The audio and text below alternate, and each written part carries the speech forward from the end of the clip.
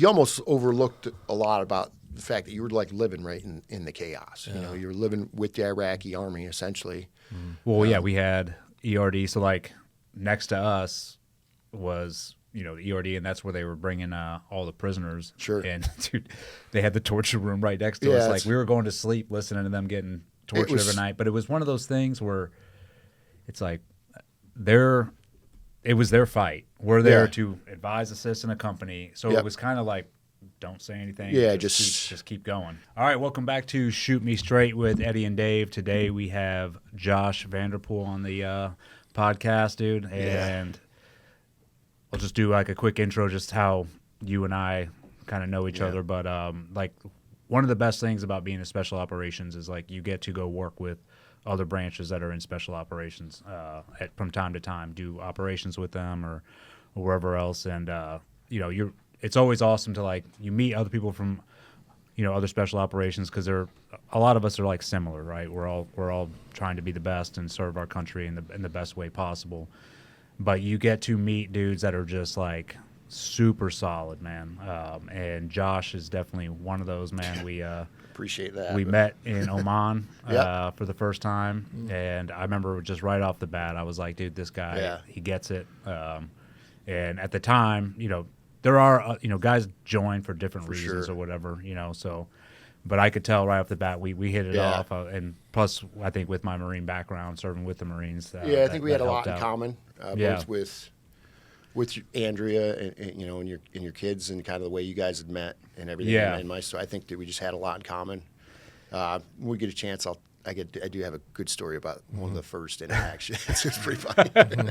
Well, yeah, I mean, but I honestly, like, because I was thinking about it, we went out to dinner last night and just hung out had the wives meet each other, and I'm like, dude, it's really like divine intervention, man. The fact that we met in Oman, and then the follow-on obviously the Mosul deployment. You were in the MARSOC platoon that we were operating together out of the same base, and that all sort of coincided to the mess it turned into. But we'll get into that a little bit, man. But I just want to go say, like, dude, out of all the people I met, and you're one of the most solid human beings, solid Marines, solid operators that I ever got to work with, and not just like on the battlefield, man, but off the battlefield and the decisions that you made, especially for helping me and my family out, man. It doesn't go, dude, believe me, it doesn't. I think about it all the time. Yeah, no, I mean, the actions that you took. Obviously, a little humbled to hear that from you and everything, but yeah, I mean, honored to do it, honored to have met you.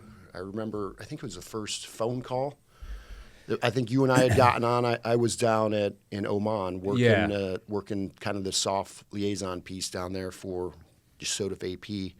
Yep, and we were tasked with coming out there. I think we were there for what, like 2-3 weeks? I don't know. Yeah, I think it was 3 weeks. It was a little over 20 days, and I think one of the things we were supposed to do was setting up a J set. So we had a boat guy down there helping out with essentially doing a VBSS J set for the Royal Omani Special Police Task Force, or kind of whatever it was called. Quotation marks around special. Yeah, exactly. But I remember, I think it was the first phone call or whatever you and I had, and we were just kind of talking. I was like, I think I'm going to like that guy. You know, like, because you have, and I think we talk about it, sometimes it's generational, sometimes it's just personality, but I tend to have a personality that's very direct, and it's not always the greatest thing and ever, but I think over time it serves me well because you're going to know how I feel, right, or whatever, and I think Ed's the same way, and I think that sometimes in a lot of events or whatever, sometimes that's just a clash, and it's never going to work between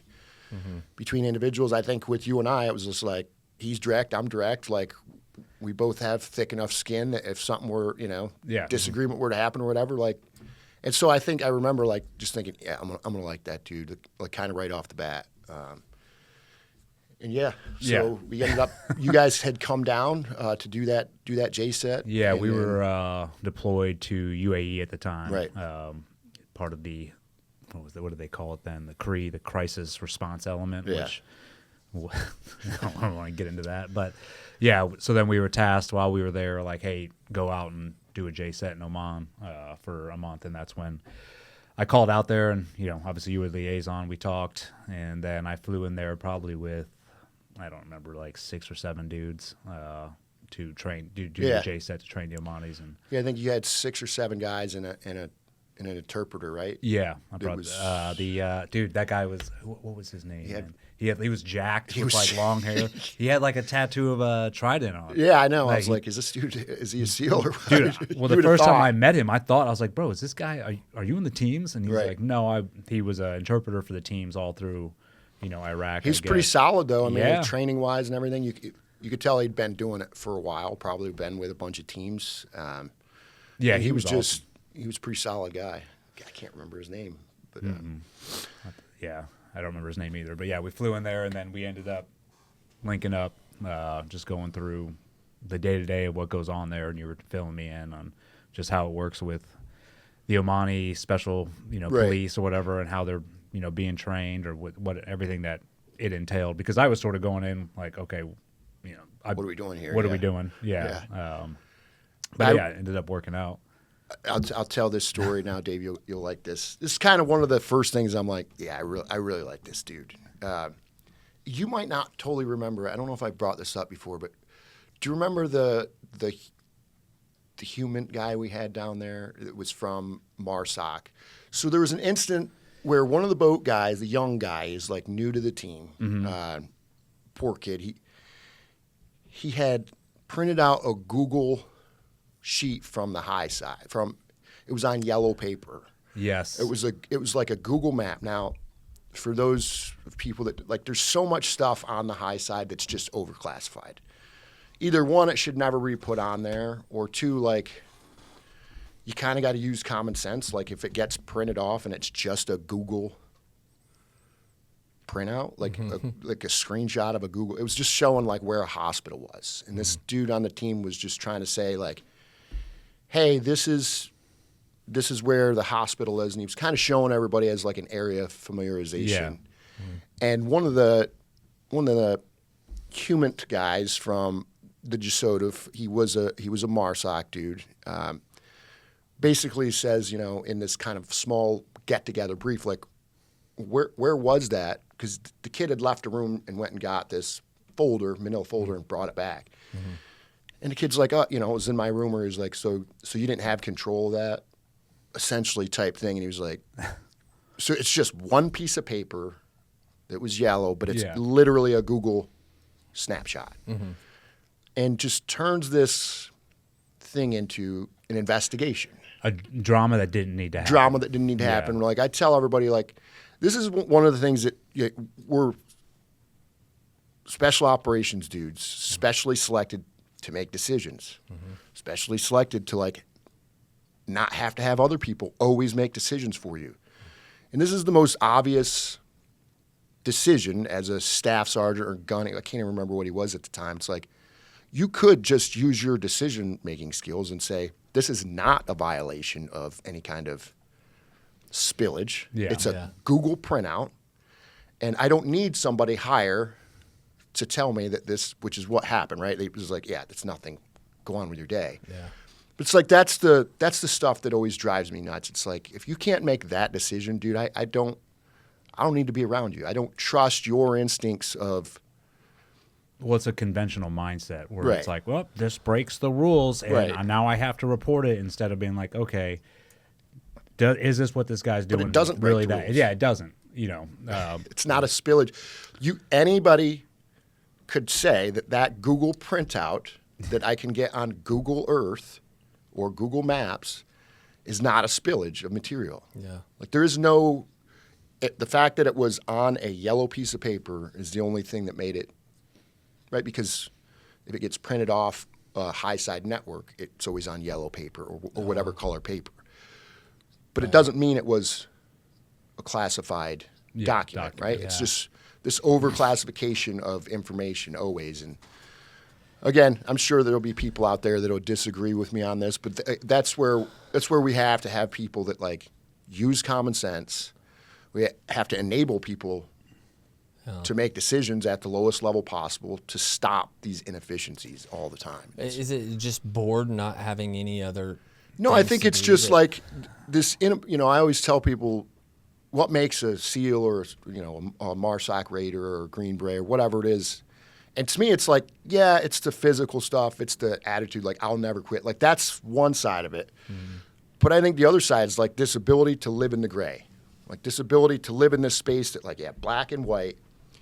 And, and I think that this is probably some of the things that may have happened in the follow-on deployments. Like, these guys that have this black and white, or they'll use that, in this case, this black and white mindset. And it's like, there are so many things that happen, especially in a war zone or in decision-making process, that fall somewhere in the middle. It's like, we're looking for the guy that can live in there and make those decisions and not have to ask their boss or their team chief for permission constantly. Because when you have 7 guys or 10 guys or whatever a SEAL platoon or a Raider team is, it's like you have to have guys at the lowest level that can make decisions, because if you're constantly relying on the team chief or the team commander or the company commander, it's like you'll get nothing done. Yeah. And the fact that a special operations team can go into countries and do the things that we do and be as effective as we can is because you have dudes that can live in the gray. Yeah. And they get specially selected for that, right? And so I think that, It's what you're saying, almost like self-sufficient, like that. We were talking about it yesterday on who you would hire.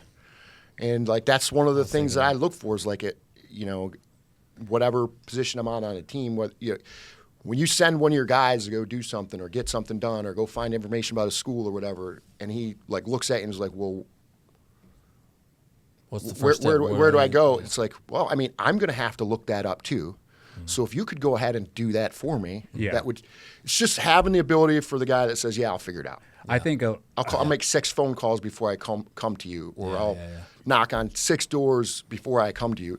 And listen, if you've done all that and you need me to do it, sure. But it's like I need to know that you've checked those boxes first. So from my experience, like, it all comes down to who that person's leadership was, how they came up in the Marines, right? Because I know there are certain individuals, they'll have leadership that's like, no, you must come check with me on everything. You are not allowed to make a decision without my say-so. And that happens in the SEAL teams, too. I've worked with, OICs who have been like that told me, like, I keep everybody on a tight leash, and they have to prove to me that I can let that leash go. Where I'm on the other hand, where it's like, no, I let the leash go, and then I will pull back the leash if you give me a reason to.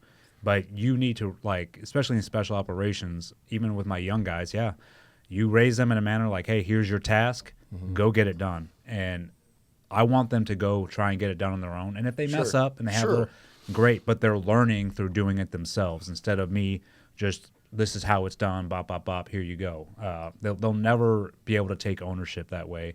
And I've seen, the Marine Corps especially, when I worked in the grunt units, but it has to be that way. It has to be that way in grunt units. It has, because you see the dudes that work, and you're like, no, this dude definitely cannot be making decisions. So they need to be told, hey, X, Y, Z, this is black and white, and you cannot make decisions. Otherwise you have to come to me. But that doesn't work in special operations. It's like, if you are in special operations, we expect you to make decisions on your own. And if you mess up, that's okay, as long as you can bounce back from that mess up each night, because that's how you learn. Right. Yeah. Yeah, and to kind of bring it back after all that, so this incident happens. It ends up getting rung up. Nothing bigger comes of it or whatever. But I remember we were out at the range.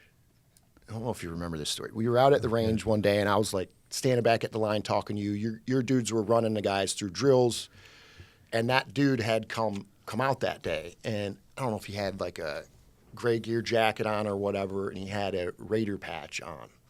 Oh, yes. And I remember you and I are sitting there, and you're like sitting there kind of like, we were talking about him or whatever, and I was like, yeah, man, I'm sorry that happened. Like, obviously not a reflection of us. And we were talking to me, and you looked at me and you go, wait, you said, I can't believe he's a Raider or an operator. And I was like, he's not an operator, dude. He's a support guy. And you were like, what? So he's not. And you like walked up to the line and like grabbed the patch off the side of his coat and ripped it off and brought it back to me and handed it to me. Yeah. Because there was this thing going on where like the operators, we like couldn't say that everybody's not a Raider. It was right? happening in the SEAL teams as well, and I couldn't stand that. It was So I would have probably got in trouble had I said something. But when you did that and like ripped it off the side of his coat and handed it to me, and you go, "Here, this is yours." I think I asked him though before I did it. I asked you him, might I was have. like, "Are you?" I was like, "Hey man, did you go through selection? Yeah. Like everybody else?" And Yeah. he was like, "Oh no, I'm." I was like, "Then why are you wearing Yeah, it was the something. patch that everybody else earned going through selection? What makes you think you can wear it?" And he just stood there, and I ripped it off his arm. Yeah. And that was a big thing because it irritated me even in the SEAL teams because you had support personnel Right. and there was this whole momentum at the time. It's like, oh, we're all like one team and we're all, they can wear the trident too, like, on shirts or whatever and, wear the patches around. And Sure. I get the fact that it's like, yes, we are all one team and we all work together and I respect the support personnel. I respect the enablers. I respect the jobs that they have because we're probably we can't nothing without them. Yeah. Exactly. We can't do the things that we do without them. But at the same token, you can't wear the emblem that all of us sweat, blood, tears to earn. And then all of a sudden, just because you're attached to us does not give you the right to wear that emblem, wear it out in town, wear it, because they know it too. Right. When people look at that emblem, it's like they're right. And I thought it when I looked at the guy, I was like, you went through the selection course. And when you told me, like, no, that guy's not one of them, it sends a wrong impression. Yeah. And they know it. Do you think it like dilutes the meaning of that emblem? Yes. It dilutes So I will say that. So at that time, I believe we hadn't gotten approved for the Marine Raider insignia yet, which is like your trident. Yeah. Raider. When you say Raider, you mean just like SEAL teams. You say the teams. Raiders is the MARSOC. It's the operator. It's the group. Yeah. We'll break this down here. Yeah. In a Yeah. bit. So the without giving kind of too much history, so in 2003 the wars are going on. Obviously, special operations getting run pretty thin. Donald Rumsfeld at this time that they loved what the special operations teams were doing. MARSOC wasn't even stood up yet at the time, but there was the Stood up meaning like created. created. It wasn't even a thing. The Marine Corps didn't really participate in special operations, but they did have recon and force recon platoons that I think, the Marine Corps, for lack of better terms, kind of looked at that as their special operations, even though they didn't fall under Special Operations Command. Marine Corps likes to have control of their people, right? And so that plays a big part of this. Anyway, Rumsfeld had basically said, when Special Operations teams were getting like run ragged and fighting two wars, Iraq and Afghanistan, like you're going to basically went to the Marine Corps and said you're going to participate. Like you are going to stand up a Special Operations unit. So they gave him like a 3-year window to kind of like proof of concept. There's Det 1 had stood up, I think, in 2003-ish. And if anybody wants to kind of Google that, what Det 1 was, and some of the guys that were on it, some of the people that were on that platoon, and so that was kind of the proof of concept leading up to MARSOC, and they were in Iraq, did a lot of great things. Kind of like the flag bearers of MARSOC today as far as like those initial units. And then in 2006, essentially what MARSOC does is they take down first Force Recon's flag and second Force Recon's flag and put up a MARSOC flag and then, establish MARSOC and then bring over kind of the first command staff for MARSOC. And then at that time, third I guess, battalion or whatever they called at the time. It was more of a training group. It wasn't really, they called it special operations, but at the time it was a lot of grunts or infantry dudes that had been doing foreign military training. So like kind of doing the JSETs, kind of doing like all those other mission units and not really doing like the combat mission units that First Force and Second Force were doing. And so there was 3 battalions that stood up kind of right in the beginning, and then I'm not saying that the third one wasn't operational because they did have guys I guess you'd call them teams at the time that did go and did support some of those missions, but that was kind of the initial stand-up and layout of how MARSOC operated. By 2009, they had created the schoolhouse, and we ran the first class ITC, the individual training course, through the schoolhouse in 2009. Prior to that, we did stand up a selection process, which was like kind of ran off what the Army selection process is. Yeah, that's what I was going to say. You guys mirrored it almost off like the Green Berets. Exactly. And so all those Q course. Yep. Yeah, so there's the selection and then follow on Q course, right? Selection is like, are we going to allow you to go to the Q course? And then, X amount of guys go to the Q course, or in our case, ITC, which is a follow-on 9-month course. But if you don't get through selection, you're not even going to that. You're not even going to the course. So it's almost like 2 selections in a row, if that makes sense. So, for instance, my selection class, we started with, I think, a little over 200 dudes in selection. What year was this? So this would have been 2011-ish, September, August to, I think we finished in October, because at that time they had a pre-selection course for guys that, kind of weren't ready swimming, things like that. And for 3 weeks, you'd just go out there away from your unit and they called it ASPOC, the Assessment, Selection, Preparation, and Orientation course. So it's kind of getting ready for, this is the first time they let quiz you on that later. they let they started open up to everybody, right? So non-recon guys, infantry dudes that didn't have land nav. I mean, we had basic land nav at some point, but it wasn't part of your job. And so really it's like giving everybody a fair slate, because what they wanted to know is are we finding that dude that can operate in the gray? Are we making sure that this assessment and selection isn't just giving us a dude that can swim really good or a dude that can ruck really. It's giving us all those things, but it's also, I think we took, the first week we showed up there, I think you took like the Wonderlic test or something similar, bunch of personality tests. And do they choose you at the end of that? Or so do at you the select out? At the end of that selection process, however many people make it to the end, the actual selection, I think it was like 19 or 20 days. And it's at off location, right? They put you on a bus, give you a number over your name tag, so it's no longer Sergeant Vanderpool, whatever. It's like Candidate 101. Yeah. You take your rank off, so you don't know in that course who's an officer. You don't know who's an E4 or who's a. And it's funny, some of the dudes at the end of that selection course, you're like, wow, you were an officer? Really? I figured you'd be able to pick out. You an can officer pick out pretty some quick. of them, but again, the ones that can operate in the gray, what am I doing here? Yeah. I'm here to make sure that these guys don't look at me a certain way, right? And can I be this thing, which is an officer, and show that while also being, can I be a leader and a follower at the same time? Yeah. Because there's some times where you need to be a follower. What do I mean by that? Part of leading. When you're exactly, when your staff sergeant comes to you on an MSOT and says, "Hey, sir, we've already done this 6 times before and it's not going to work," and you trust that guy that even though you think differently, that that's probably the right way I should do it. And there's some officers that just can't do it, whether it's because they did it differently in the grunts or ego. I think it's There's trust. There's always ego tied into any position you're in the military because it's almost. It's like your value. Yeah, it's like, you're an E6 and you have these responsibilities and you're in charge of this, so automatically your ego is going to come into it. Right. But it's the worst leaders are the ones who cannot check that ego and be like, no, I'm really not.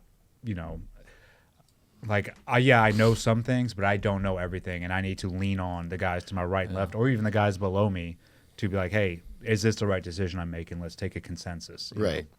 You'll have guys that won't do that. They're like, nope, I'm the leader. It's whatever I say goes, and don't question it. Yeah, and some of the best leaders I've ever worked for or been around have been the most hands off and just, they definitely. There's some that can be too hands off, right? It's at the end of the day, obviously we need your top cover. But part of that is completely trusting the dudes underneath you that they're gonna. Yeah. And then if they're not gonna operate in a way that's not gonna get you in trouble, then you pull the reins back in a little bit. It's like, okay, dudes, I gave you the trust you asked for. Now I'm gonna be more involved or whatever. But really, what you need that guy is to enable you. That officer's job is to enable you from higher, from his position up in the officer side, to go to work. Mm-hmm. Whether that's getting approvals to go do a mission, whether that's getting whatever, the requests in for the right supplies, right? And then the guys kind of underneath him, and team chief in below or I guess you call it team chief too as well, right? And Platoon chief. Platoon chief, yeah. So like that position in below, like his job is to enable his guys and then work with the officer to make sure up and out is taken care of. And those guys on below them, that like their whole job is to support what the team's trying to do, what the mission we're trying to do. And so platoon chief and then the OTC, officer in charge. OIC. OIC. That'll be the officer, in charge. yeah. Officer in charge, yeah. Okay, and y'all are almost like in tandem. Almost like you're CEO, so in the SEAL COO. teams, a platoon has an OIC, officer in charge, usually 2, maybe 3 AOICs, which is assistant officer in charge or whatever, and they're new guys, really. But they're officers, so they automatically fall under the OIC. And then you'll have the platoon chief, and then you have an LPO, which is the next senior enlisted advisor, next senior enlisted in charge. So That's the one right underneath you. yes, so he's pretty much like working his way up to a platoon chief. And your job as a platoon chief is to actually train him up to take your job at any given time, right? Because anything could happen. But really, the OIC should be they're looking up and out. Right, strategy, all that stuff. Like, hey, trying to get missions for the boys. The chief looks down and in and makes sure everybody's ready to go for whatever the OIC comes with. Like, hey, this is the mission we have. The chief is in charge of preparing everybody for that mission, in charge of the tactics and all that. But I would say because the chief has a lot more time in than usually the OIC. In the SEAL teams, the OIC might have 2 platoons under his belt. Right. When I was a platoon chief, I had 8. Right. So obviously, I'm a subject matter expert on tactics and all that stuff, but it's also my job to look up and out to make sure the OIC is doing the correct things. And same with the OIC. He should be looking at me to be like, okay, is he making the right decisions? Is he leading the right way? But other than that, it's like the OIC should stay out of the chief's way when he's, doing all the tactical advising and all that stuff. Yeah. And the same thing with the chief to the OIC. It's like, dude, if he's doing his job, he's looking out for the boys, he's looking for, missions to get the boys on, but he's also providing top cover for the boys. It's like, that's the symbiotic relationship you want. Yeah. This episode is brought to you by Elevated Silence. As you guys know, here at Shoot Me Straight, we are huge advocates of the Second Amendment and exercising those rights. And there's no better way to exercise those rights than going to the range with the best suppressor that you can buy, which is why Elevated Silence is the sponsor for this podcast. I've been using their product now for years. This is my favorite can here that I use on my Noveske rifle, and I have had no issues with it. And I get comments every time I go to the range or put on a course just how quiet this suppressor is. Another reason why I love Elevated Silence is they're constantly innovating their product, trying to make it better. They have these new 30 cal cans, which can handle any caliber up to 300 Norma. And they are now working on cans for EDC carry. And what I love most about this company is not only the man that stands behind the company, Jim Hood, who is a true patriot, but the fact that he is always trying to elevate your experience at the range, because nobody likes going to the range unsuppressed. So check out Elevated Silence and go to the range and shoot like a gentleman. It doesn't always work out that way, but Sure. So a good OIC would be leaning on that platoon chief Heavily. Yes, heavily. Yeah. I mean, think about it. If you went into any other job, and even if let's say I got the manager of a certain position, and I'm going into a factory or whatever, and I don't know anything. Yeah, I'm still these dudes' boss. Yeah. But Bob over here has been here for 25 years, smokes 6 packs of cigarettes, but he knows everything about all these machines on the line. Like, who do you think I'm leaning on when the machine goes down in that factory? I'm leaning on Bob. I'm talking to Bob about everything that goes wrong. And so anybody that comes in there and doesn't do that, doesn't lean on the guys that have been there for whether it's however many years and knows everything about this job, like it's silly not to do that. Yeah. And so you do see it sometimes, and that's where the ego and the bravado come in. Yeah. Gotcha. And so kind of where I left off. So MARSOC stands up 2003. We get to 2006, and then, we stand up in 2006 after the debt in 2003. Debt 1 had stood up, and then 2009 we get to the pipeline finally starts, and that's the selection process and then the ITC process. So really, you're like 2 years since it really got going is when you joined it. Yeah, I think my class, I was 1 TAC 12, so my ITC class picked up at the January of 12, but I believe I was the 8th class total. That's pretty cool. So yeah, and the guy that ran my class, the leader of that course he was a stud. We used to call him T1000. Probably about your size, about his. Dude ran like sub 18-minute 3 miles. It was like, oh, dude, we're going to be in for it on this guy. But, yeah, it was awesome, a great experience. But, yeah, kind of to get back to the selection process prior to getting there, I think I said we started with about 200 dudes. The amount of guys that made it to the end of selection, meaning like some of the guys quit before we even went to selection or during the assessment and selection preparation course. You'd have every day, if you are done, you're done. And it's crazy to see the guys that have like never had a pack on too long and their shoulders hurt. It's like, yeah, their shoulders are a little bruised and they're like, dude, you can see it. They wake up in the morning and you're like, they're done. Yeah. Like that dude's done. Because he got some bruises. By the end of the day, like you don't even know they're gone. Their sheets are stripped from their bed. All their stuff's gone. And like there is no goodbye or whatever. It's like candidate 100's gone. Yeah, but that's good though. That's the reason you have it. Right? You don't want that guy. Yeah, exactly. It's like when they the quit, guy. they can just go off and just like, hey, I'm done. I'm done. Not, yeah, they can quit it. Ring a bell and get shamed. Well, yeah, I mean, in selection, it wasn't. Yeah, it wasn't that way. It's just like that. You come back and that guy's just gone. And there could be a lot of reasons why he's gone, but mostly it's just they're done. They're quit. So I think by the time we went north, meaning we went to the other location to actually do selection, we were down to like just over 100, right around 100 guys. So about half the class before we even went to selection had already self-selected. They just were done.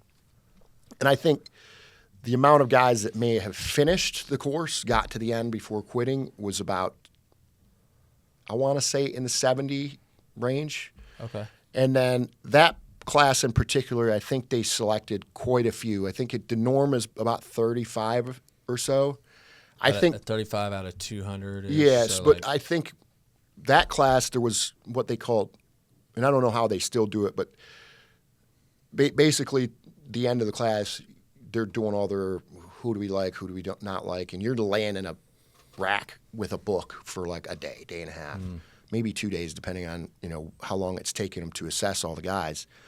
And they just tell you to write like book reports on like this special operation. Really, they're just giving you busy work. Giving you busy work just to keep you busy. But they come in and there was a whiteboard or whatever, and it's like these numbers, candidate whatever through whatever. If you're this number, be outside in a formation. And so, like, I remember the first one that came out, and I'm, like, outside looking at it, and I'm like, okay, there's my number. And you're looking around, and you're like, well, that dude's really solid, and he's here with me. And that dude's – because you don't know if it's, like, is that the number that's getting cut and you're going home on a bus, or is that the number – you're in a formation with all your stuff, like your CBAT, like everything, and you're standing there. And you're like, I'm either with the dudes that are getting selected or I'm with the dudes that aren't getting selected. And so you're kind of looking around and you're like, okay, that dude's solid. There's no way he's not getting selected, right? And you kind of like figure out, okay, I'm at the good group. Yeah, and then they were like, congratulations, you've all been selected. Go get on that bus. You're going back. And like, that's it. There's no praise or anything. It's like, go get on the bus, which it was a good bus ride because on the way up there, you sit like this the whole time with your head between your legs for 4 hours or 5 hours or whatever it was. And on the way back, you can actually be a human and talk. Yeah. So it was a good ride back. But yes, so selection, I think it was like 35 of us that got selected. That was the first cut or whatever. And then there was other guys. The rest of those guys, they actually board them. So they'll put them on a board, and the board asks them questions. And based on some of those questions, they might still select, because there might be just one thing, whether it was in their psych profile or this. It's like, well, we want to talk to that guy about, like, what was the context behind that? And then so I think like 15 more guys in that class or so got selected, and they came back on another separate bus. And then the dudes that are on the bus that's like not getting selected, like you just don't see those guys. So basically like 20%-ish. I'd say in that class in particular, let's say about a quarter, 25%. But I'd say in general, it's probably somewhere between right around there, 20, right around How 20%. is it when you're done with selection and you're checking, back into MARSOC, you've made it. How is it? Like, how are they treating you when you get back? Is it? So it's weird because you come back and like you wait for a class to pick up, right? An ITC class. So like you're now, I think if it was buds, right? You might not get a bud seat for a year, right? Mm-hmm. I was in the next ITC class, so I think we finished in October, and I was picking up in January to go to ITC. So it was a short term, but I had to go back to my regular unit.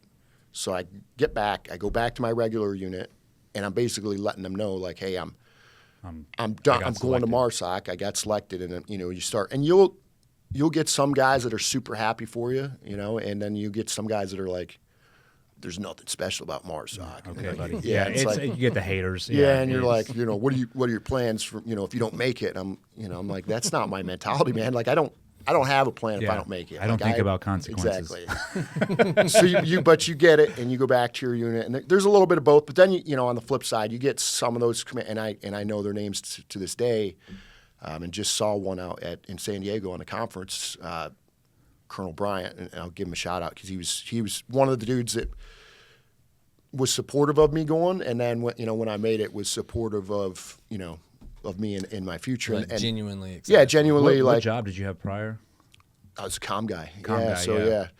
Back to the tech sales, and currently what I'm doing now. But so that was a big difference for me, man. Like, I had never been, an 03. I had never went through a lot of the stuff that 03s went. So I knew that it was an uphill battle going to selection and kind of what that was. That's what I was thinking. Like. Yeah. It was like, I probably, especially as an older guy, I had joined the Marine Corps at, 26 years old. So I was older, and just, and I hadn't had that infantry background. And then the Marine Corps, if you don't, a lot of times if you don't have an infantry background, you're going into an infantry OS. It's an uphill fight. Like, But I imagine what you did have, though, is the maturity. Like, yeah, and you I were think probably that a lot more mature. Even the young dudes that come from an infantry background, whatever, they came in at 18 years old and did some time in the infantry, and then they're, trying to go to MARSOC or whatever. They might have like a level of maturity as far as how the Marine Corps works and like how the system and how to play the system or whatever. But for you, I imagine coming in at 26 years old, you've already lived life, like work jobs, do whatever up to that point. Because I've seen it before. Yeah, like sure. Older guys that come in, especially they come to be, go to buds and they're a little bit older. The maturity definitely helps them out big time because they don't get rattled as much. Yeah, and I think even talking to a commanding officer or whatever, Yes. right? Like, you have this reverence from a younger guy, which they should be, especially in the Marine Corps. But you can have respect, and whether it's reverence or whatever, but I'm going to respect you as a man if you treat me like a man first. Sure. And then that respect goes both ways. Yeah. And, when you get good leaders that really appreciate and respect the dudes underneath them, like, then I'm going to – but, yeah, I think it's just the ability to talk to your senior leaders and to talk to – like, walk into a room and be like, good morning, sir. Yeah, how can I help you? And, like, just talk to them like a normal – instead of being kind of like the scared or also, whatever. like, at 26, your frontal lobe is a lot more developed than at 18 because – well, I mean – yeah, but as much as it can be. As much as it can be. But when I came in, I was 19, and I was one of those kids, man. Yeah, like scared shitless of the officers. Well, especially scared coming into the shitless. Marine Corps. Yeah, you like, came straight to grunt unit. Exactly, and I got inundated with exactly what you were talking about. Like me talking to an officer as an E1, E2, dude. I was. Oh, what's he going to say to me? Like, whatever you say, sir, because I'm like, this dude, because you are led to believe that this guy knows way more than you do, and he's going to lead you into victory and, like, knows everything. And then, and of course, even if he doesn't, you're going to follow him to the end regardless. I'll follow you anywhere, Yeah, and so I think, MARSOC kind of pulls that out, Yeah, which it needs to be pulled out. Takes that away. And so yeah, ended up going through that pipeline, and at the end of that pipeline, got selected and went to my first team. So, but it's all they select. Is Bud's the only one that does self-select? Like they can't. I think the PJs have a bell, but yeah, I think you guys kind of use Buds. Like, is Buds your selection, or is Buds, because you guys go to a follow-on course too, right? We Or go is- to SEAL qualification training. So Right. yeah, and I guess I never like looked at buds as a selection because you're not they're not selected. selecting you. They're not like, oh, Right. you made it. It's a Self- you deselect out. It's Right. like it's a voluntary, which is I think, buds prides itself on that where it's like, yeah, we don't kick Like, people out just because we don't like them. If you want to be a SEAL, then you're the only one that's going to prevent yourself from. Well, yeah, you have to meet the standards. Yeah. You have to meet, all the physical requirements, and the times get shorter and shorter as buds goes Sure. on, and it doesn't, it's 6 months of just misery, but it's you self-select. It's Yeah. like you don't want to be here, ring the bell. No one's making you like do anything here. You have to do it on your own volition. But I will say, when I was an instructor in first phase, I did there's some frustration to that because you get these kids that, especially then when I was it was 2011, these kids knew everything about buds. Everything's online now. So you could hear them gaming the system. Right. Like, oh no, they can only do this to, this much to us and then it's over. And so I remember thinking, I'm like, dude, That's not what fair. if we did do a board at the Yeah. end, be like, hey man, and then you bring up, here you were gaming the system, here Right. you did this is an integrity violation, and we should be able to select out. Sure. But I brought that up to the first phase staff, and everybody was sort of in agreement, but at the end of the day they were like, no, this is the way we have it, and we do a pretty good job of, so we have them do peer evals. Yeah, that's a big thing. And that's too, when yeah. you're like, all right, dude, if these three names are bottom, every time with a class of 110 guys, Yeah. it's like, all right, dude, get them. There's ways to weed those people out. Yeah. We do peer evals as well. You do them through selection, and that's a big part of your selection board, but you also do them through the 9-month ITC course, so the follow-on course.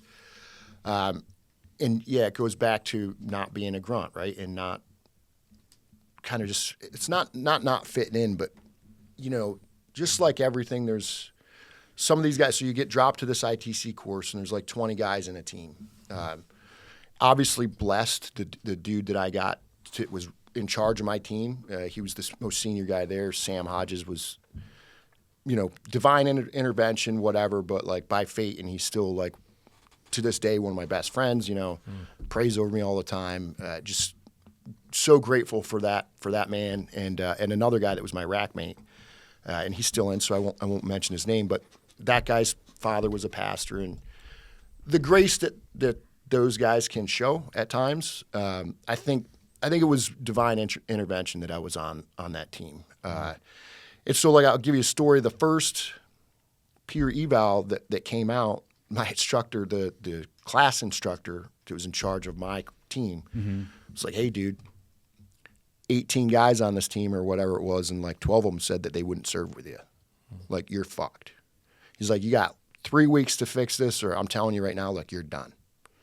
And I'm thinking about it. I went home and I was talking to my wife about it at the time, and I'm like, and of course she's like, fuck them, they don't know who you are, and they don't know what what you're capable of, and blah blah. She's sticking. I'm like, yeah, thank you, but that doesn't solve the problem. The problem is if it was one guy or two guys, it's one thing. Dude, this is 12. Yeah.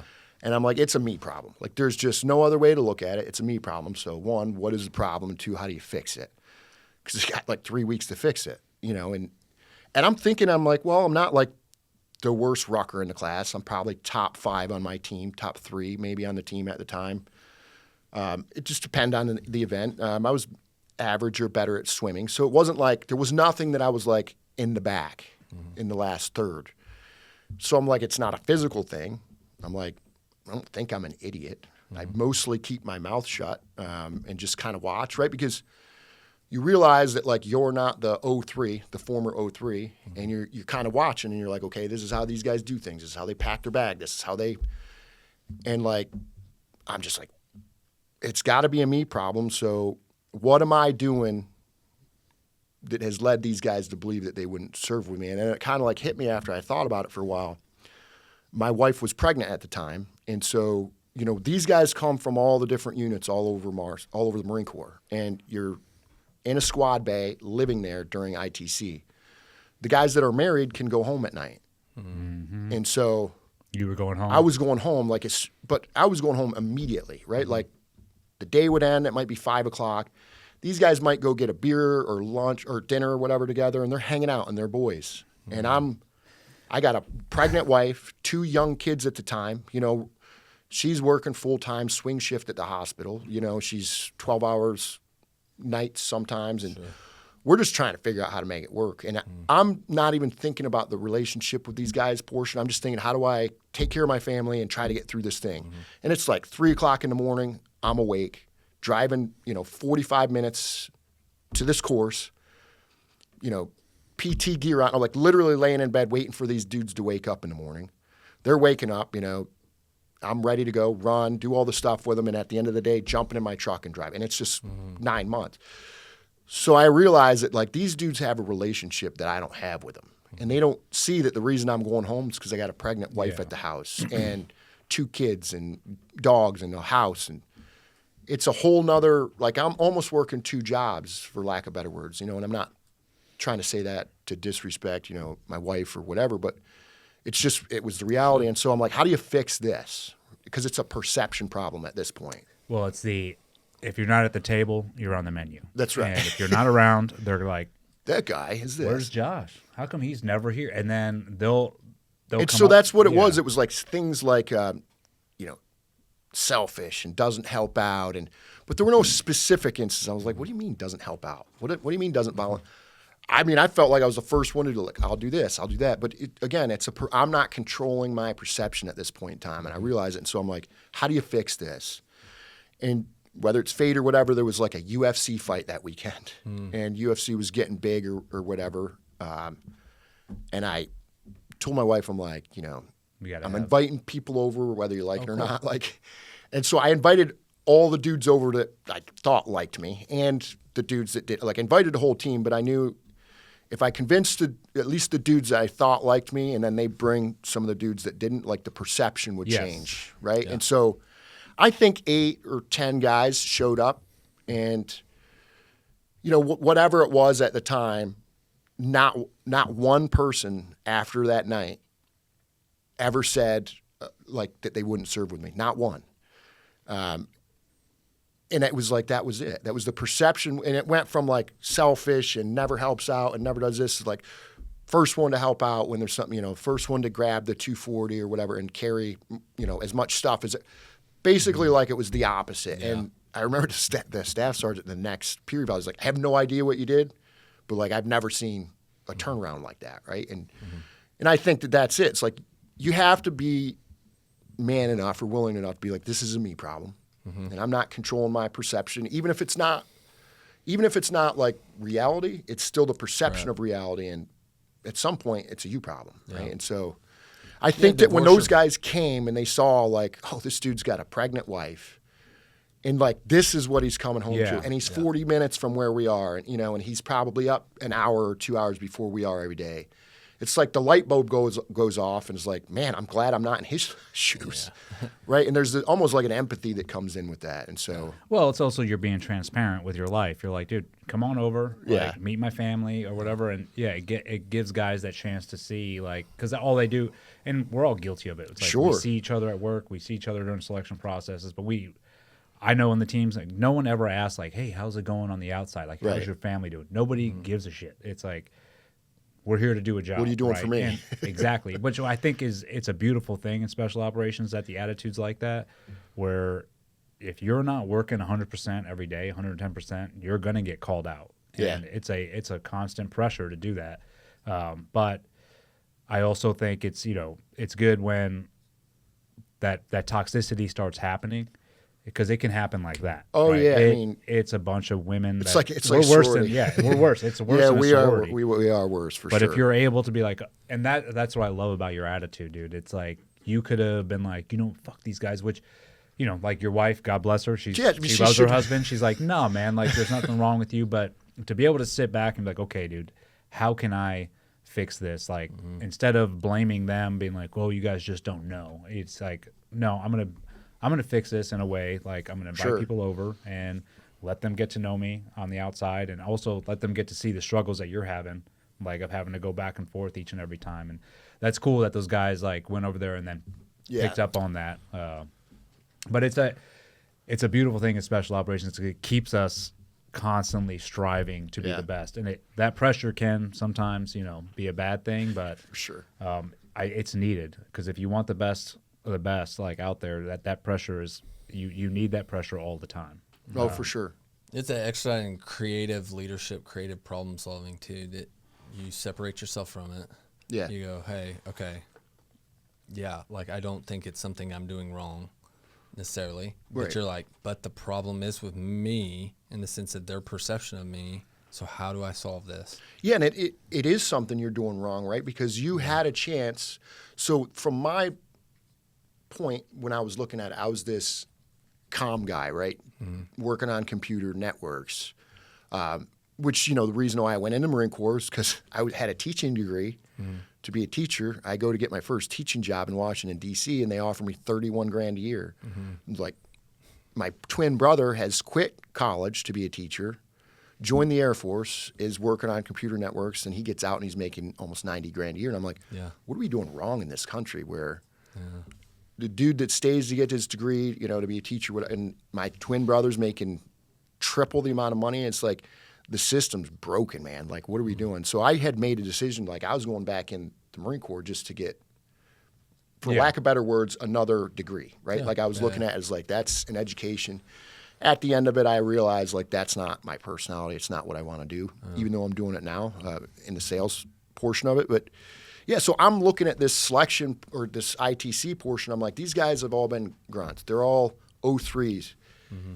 Just watch, dude. Keep your mouth shut. Like, know when it's time to watch and know when it's time to. And I'm like, well, if I just work hard and put out and I'm always doing that, then that'll pay off. But they had a perception of like, two of them are like really close to me now, right? Like we hunt together all the time, we talk all the time, and one of them's still in, so I won't say his name, but the other one, Danny Giles, he's like, well, I don't know, man, you just look like a fucking officer to me. And he's like, and I'm like, you're an idiot, dude. I'm like, what does that even mean? He's like, I don't know, you just like the way you stood. I'm like, dude, I should punch you right now. Right? But It's the biggest insult to an enlisted guy. Like, what did you just say to me? But that perception, right? Like probably what he was trying to say was like, I don't know, you looked arrogant or you looked condescending or whatever it is that you think an officer looks like. Which, the other one said, well, you had a North Face coat and Sperry shoes on. I was like, Dave, you wear Sperry's and a North Face coat. Like, what are you talking about, dude? Like, that's you. You're like Eastern North Carolina Dave. And he's like, I don't know. You just look like a dick. And you're a Yankee. And so, but again, that's all in jokes, right? Like we laugh about it now, but they, prior to that, when they don't know you or they, that those things they start to build up. And I think that's good advice for anybody is like, actually look at, who you are, right? But actually look at how you're perceived, right? Because when you're not being aware of how you're perceived, and I think sometimes I'm too aware, and it gets me, maybe even with my job now, like I, not worried, but like I'm pretty aware, and I can pick up on social, like even intonation or whatever in your voice, and I'm pretty aware when things are, and so I think sometimes it probably brings some undue reactions from yourself or whatever but I do think as a human being or whatever, like having that ability to like just step back and be aware. Yeah. It's like probably not a bad thing, And so no, social awareness is a good thing. It's my problem is I'm also aware that I'm like hyper aggressive sometimes and overly you just say direct. Yeah, direct. And I think that's a hard thing to change about yourself when it's just who you are, right? Yeah. And so I also know that it serves me well, like just being blunt and being honest and being forward. Yeah. And when you believe that that's one of your good qualities, it's like, well, that's who I like. It's the people that I like. That's why Eddie and I hit it off. It's like, I don't want to be coy. I don't want to be. It just cut the bullshit. Yeah. I don't need it, dude. Like, I don't need the bullshit in the middle. Like this whole, hey, well, it's like, dude, we're here to do a job. Sure. Like, what do you Sometimes think? in the corporate world, I think that that's not necessarily welcome because it comes off as, well, you're an asshole or direct or whatever. And I'm like, well, two things can be true at the same time. Like I can be, direct in all these things and that doesn't mean that I'm like an asshole or whatever. Yeah. It's like I'm just passionate about what I'm doing. And In fact, sometimes it does mean you're caring. sure, You know. Yeah. and I mean, everybody expresses themselves differently or whatever, and I think again that comes down to leadership or whatever, knowing that about the people that are underneath them. And Do you feel like you that. carried that into when you actually finished the selection and went into The teams? Okay, you call Yeah. it the teams too. Yeah. I was Yeah, gonna yeah. say the raids. Yeah, The- we the we raids. so you'd go to an MSOT, Marine Special Operations team, Okay. and that falls under a Marine Special Operations company. There's 4 teams in a company. There's 4 companies in a battalion. Okay. And then now it's instead of Special Operations Team now we changed the name to Marine. We still call it Special Operations Team, I guess, an MSOT, but it's a Marine Raider Company or a Marine Special Operations Company, MSOC. But they call it somebody got a promotion off that. they call it a Raider Battalion, MRB, a Marine Raider Battalion. It used to be called an MSOB. Now it's called an MRB, a Marine Raider Battalion. And so once they designated the name Raider, I think in 2015, and we got the insignia that we were, Raider organization. Still Marine Special Operations Command, but the operators are Raiders. They call everybody a Raider, I think, still. But Cool. and so dropped to the teams, and then I got stuck in language school for, I think, a year, Okay. a little over a year, and then Which language? Dari. Dari. Yeah. So learned Dari the first year, 13 months or something like that, which was a cool experience. But, obviously I felt like it held my career back a little bit because other dudes are dropping the teams. They're going to Afghanistan. And by the time we had finished that school, MARSOC had made a decision to pull out of Afghanistan. So, spent a year learning a language I was never going to use, which was super frustrating because halfway through that language school, we knew that the divestment was happening. And all of us tried to be to the unit, hey, let's end this school now and get us to the team so we can get out the door and at least use our language for this one deployment or whatever. And they were like, no, it's already paid for. You're going to stay. So they kept us in a school for 6 months knowing that we were never going to use that language and it was never going to be useful to the battalions at all. And those are some of the bureaucratic decisions that it's like, dude, if you just use your head and even call that money a loss, it's like at least you're taking these 7 guys that are in this school and you're giving the team a speaker that can speak the language on the Sure. Get them to the teams as quick as possible and utilize it. But no bueno. No. So yeah, that pushed me back a little bit. And then, I guess one of the first deployments I was on in Was that- MARSOC was when I met you. In Oman, yeah. In Oman, yeah. So I was a staff sergeant at the time, and we had kind of deployed to the Jusodif AP, like the Arabian Peninsula, which is command section over there. And SOC was in Qatar. I believe that's where the command was. And so we flew over there, our company did, get over there and realize we're not going in Iraq. I think ISIS had just started kind of pushing on Mosul at the time. And it was everything was heating up. Obama administration was in office and, non-politically, I just think it wasn't something they were willing to do was really put a lot of boots on the ground. So a lot of the dudes that got to go into Iraq were more enablers that could do your different intelligence type stuff or, for lack of better words, enable other people that were already there doing work instead of bringing in a bunch of operators to go, get in any kind of kinetic. To go do what we ended up doing. Right, exactly. So we waited 2 So years you say, later. they were in there to win hearts and minds instead of No, they were in there doing- to give or to train. to support other entities that were doing other stuff, right? So whether it's dudes that can, geospatial intelligence type stuff or whatever the intelligence type operations that were going on over there, you'd have guys that would enable So other guys that are more units. specialized in something. Just would one get- skill set, yeah. Yeah. And so so those are the guys that got to go in the first time, and they're basically go find work. You're here, you're deployed. And then so I ended up getting the opportunity to go down to Oman and spent the deployment down in Oman as the soft liaison to that embassy in Oman, and then that's when we kind of connected the first time. So, yeah, Oman wasn't bad. It's not. I mean, Yeah. it was a trip. That was the first time I'd ever been to like a country like that. It's like the Switzerland of the Middle East. Yeah. where they just do their Yeah, drinking right in on the the bars beach. at night. Yeah, running down the beach. I mean, we were doing VBSS next to an Iranian ship. Yeah.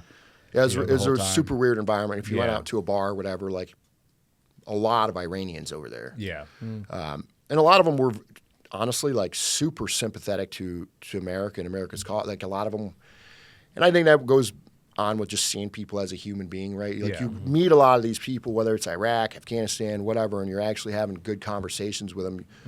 One, you realize that these guys know your history and our country better than 95% of Americans, and especially our children, right? They know all about our history. They know about our, our founding fathers. They know about our Constitution. They know about our laws, and most of them are pretty respectful of it and kind of like look up to it. They admire it. They want that, and so it's always nice to get on the ground and meet new people. I think it gives you a different outlook on the world and what you think the average American kind of thinks. It's like, well, they're this or that, and it's like, well, you haven't even been there, so probably shouldn't make that judgment. But fast forward after that deployment was really good deployment, and then we figured out that we were going again the second time. I forget. We were trying to link up to train together. I know we were specifically looking to train down here in Destin at the time. Yeah, because that's when the first time I ever came down here was doing the Have Ace, and That's there was right. a MSOT team down here training. That's right. We ended up doing one little training mission with them, Yep. just like integrated because we knew. I think at the time I did know we were going to fall under the MARSOC command on deployment, and luckily it was Christian. Christian, sorry. Colonel Christian. Colonel yeah. Christian, who was freaking Dude, awesome. phenomenal. He was in charge. So I remember having a meeting, going up to the MARSOC compound at Pendleton and linking up with them and like sort of just getting the lay of the land of how things were going to work. Even though I don't know about you guys, but like it was still like going into it in the dark a little bit. Like, Sure. Yeah, you guys are doing AAA, but you really didn't know what that was going to entail. The SEAL team that was there already one of my best friends was the platoon chief. So I was getting like, little bits and pieces from him. Yeah, I think we met them. We went out about a month before you guys, our rotation did. And we did a turnover mission with one of those guys, I believe, one of those teams. Pretty good dudes. And we had ripped with the former MARSOC team they were just starting. Like this thing was just starting to pick up. I think Trump had just won office in November. And when he won office, I think that's about the time that the military had the Obama administration at that point in time had basically like started opening up authorities for the dudes on the ground. Prior to that, you couldn't return gunfire. It didn't matter if you're getting shot at from the Kurdish defensive line, which couldn't do anything. You couldn't do anything. You basically had to just like leave. And so right after that election in November, our MSOT that was there, like the previous MSOT that was there, had started conducting operations, and they had taken I don't know about a casualty. I think one of the guys had gotten shot. I'm pretty sure. I don't want to misspeak on him. One of the guys had gotten shot in an open turret. They had open turret vehicles at the time, and after that had happened, we went to all the Crows system vehicles, which the Crows system is kind of like a closed turret with your machine guns on top. And you have a little Xbox controller. Yeah, you're sitting in a vehicle looking at a screen instead of a dude up there manning the gun, which is what had happened prior to it. And then that team had also taken a pretty big mortar, whether it was a 120 or whatever, a pretty big mortar, and it had hit some of the team. And some of those guys had gotten kind of banged up from that. So you knew that it was starting to kind of gear up as we were going. We went into Christmas, and our team deployed like right after Christmas. I think by the 10th of January, my team was out there. And we deployed to Dahuk area, or, Kurdistan area, and kind of were doing stuff all around there. But, yeah, it wasn't It wasn't long we started connecting. We deployed in January, I believe. Was it I think it was February. Maybe February. Yeah, I can't remember. Yes, exactly. It should have been like February because I think by the end of January that year we had gotten an email. I don't know if it was like whoever it was like pack all your shit and you get to the western side of the Mosel to meet this force.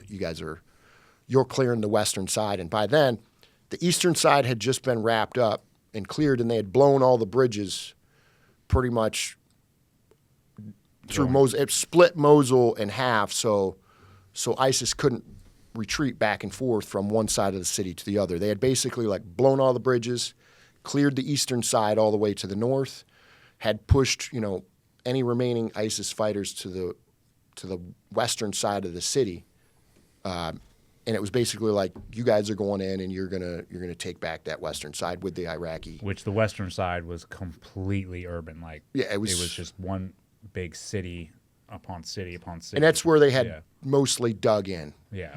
Because they had the ability to retreat, to the west. I can't remember what city was to the west, but and obviously to Syria in the long run.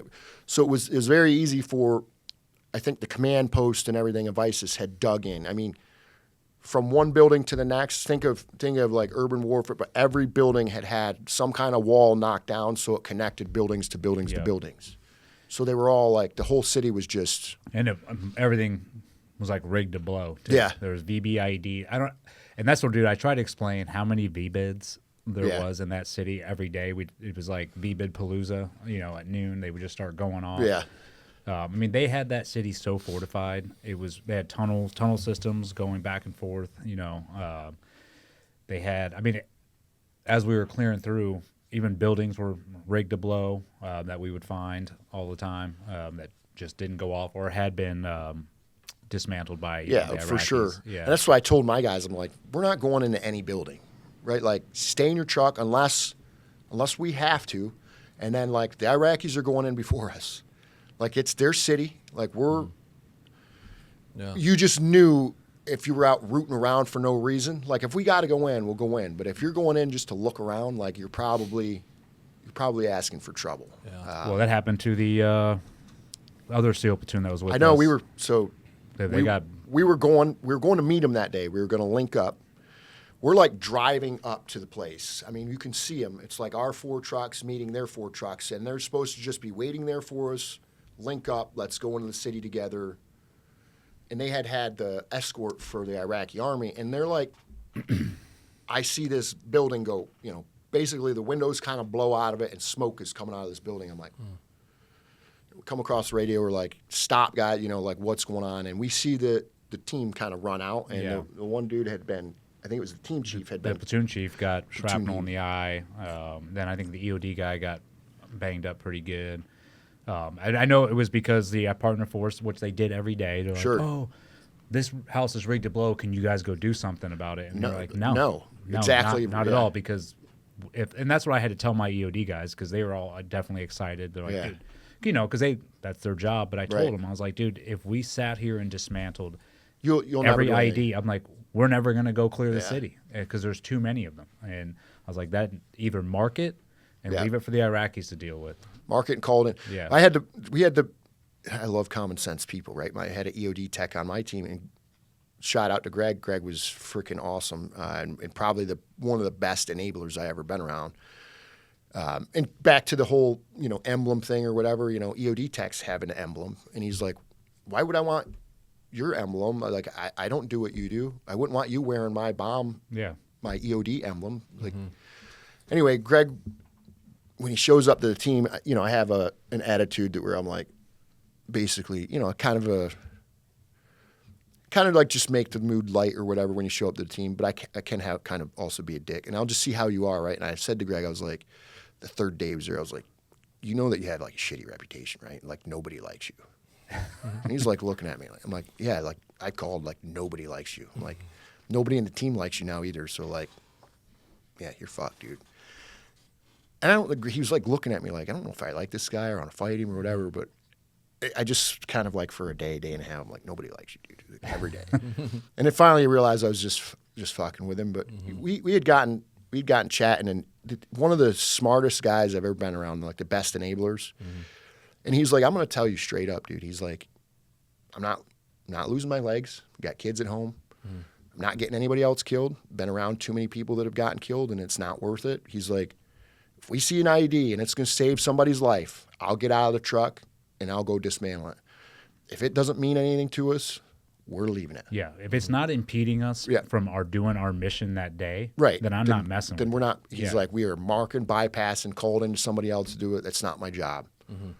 And you see so many other techs that will think differently. Well, we got to stop and look at, investigate. He's like, I don't even want to look at. I don't care. Mark it, bypass, call it. If it's not in our way, it's not going to. If nobody's getting killed from it, it's not stopping our mission. We're leaving. We're leaving it. And so I just love that common sense attitude. It's like, we're here to do one thing. We're not getting sucked into another thing. And yeah, I think that was the right call. But yeah, those dudes had stepped on or triggered. So yeah, they triggered houseborn Yeah. IED, and I think luckily it went low order too. Well, so I made the Iraqi dude go back in and get the platoon chief's gun because he had dropped his gun when it went off. Yeah.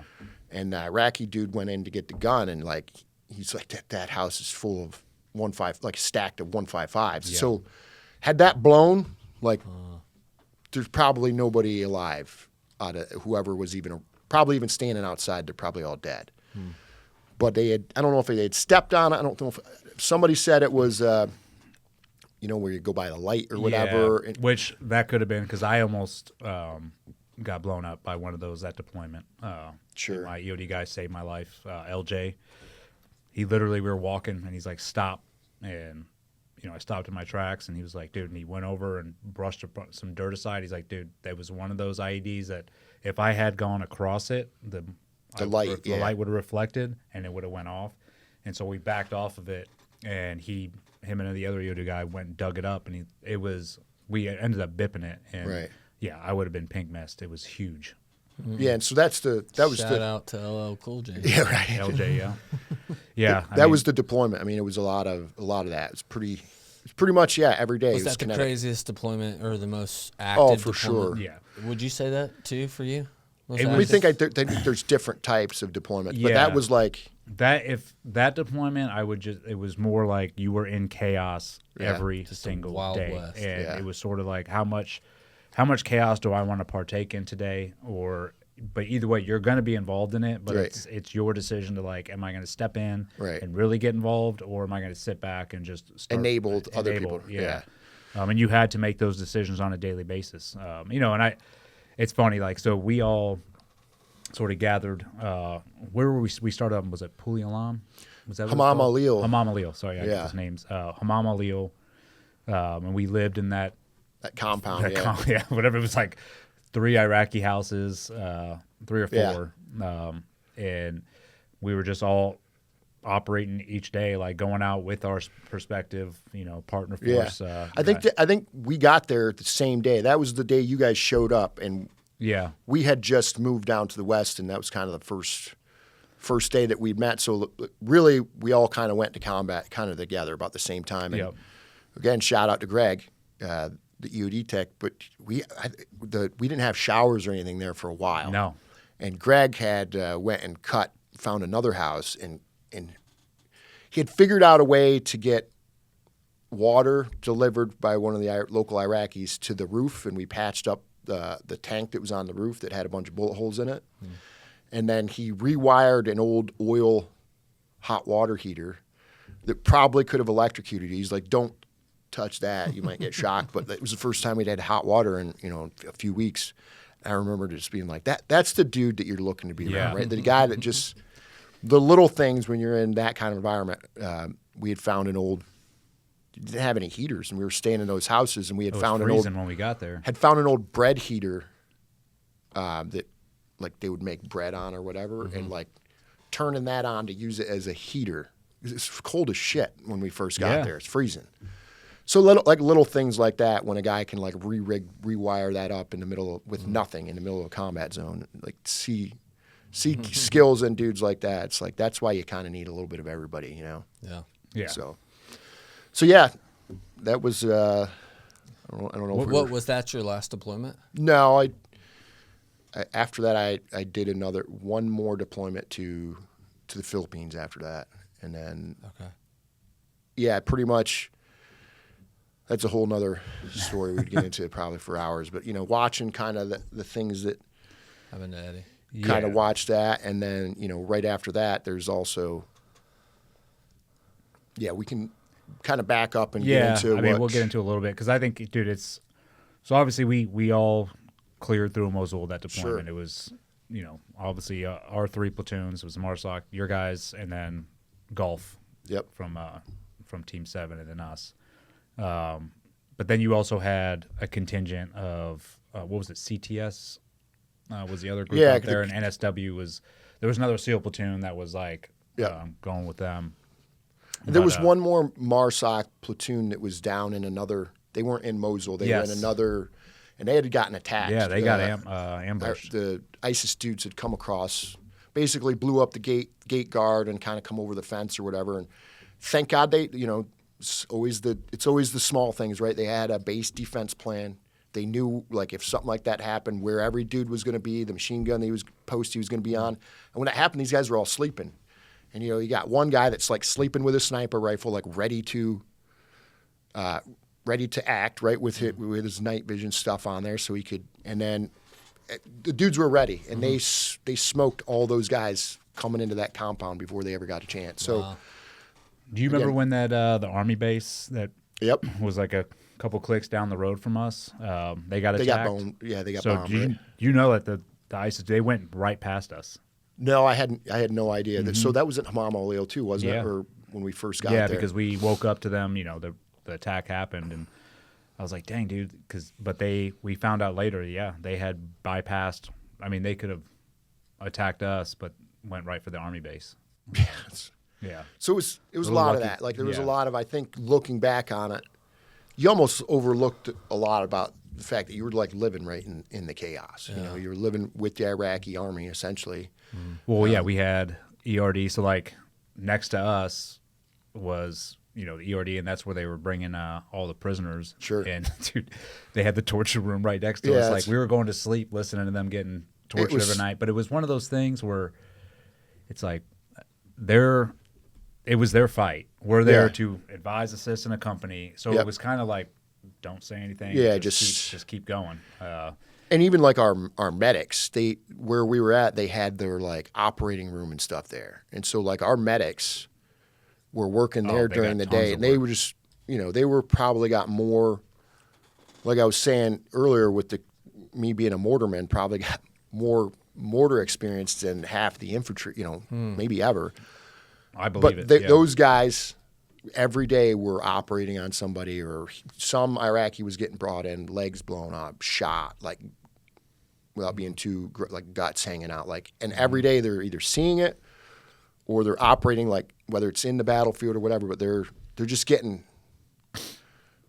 experience for one, but obviously like that is probably, I'm sure, some trauma that comes from it because it's just chaos every day. Every day somebody's coming in. I mean, if you don't get shot in that, I mean, just being in that whole environment is a shock to you, maybe. Well, yeah, it was definitely. So, like the first day that we all linked up, and then I think we met with our prospective partner force generals that night. Which, dude, it was like just like go. So we met with the generals that night, and they're like, "Hey, you guys are going out with them tomorrow." Yeah. And like, okay, and so you're trying to figure this out as you're going. And I remember we all went to the same spot the first day. It was like this big field that overlooked the airfield, right? And that was going to be kind of like overlooking, just going into the southern side of Mosul, right? Yes. Yeah. And we were overlooking the airfield, and they had taken back that one building up on the north side of the airfield, right? Or something, I can't remember. They were pushing, they were just taking back that one building. And so it was like the first push into Mosul proper. Western Mosul, yeah. And I remember, we were all there, and of course, like there was journalists there and all this shit, and like I remember drones flying overhead, and then next thing you know, like we're getting mortared. And just right there on the hillside. And I remember calling back. I'm like, hey, we're getting mortared, and I think your guys' team did too. And they're like, all right, come back. And we're like, that's it. And they're like, yeah, just come back. And so that happened repeatedly. Yeah. And I remember getting frustrated, and I was like, dude, what are we doing, man? Like what?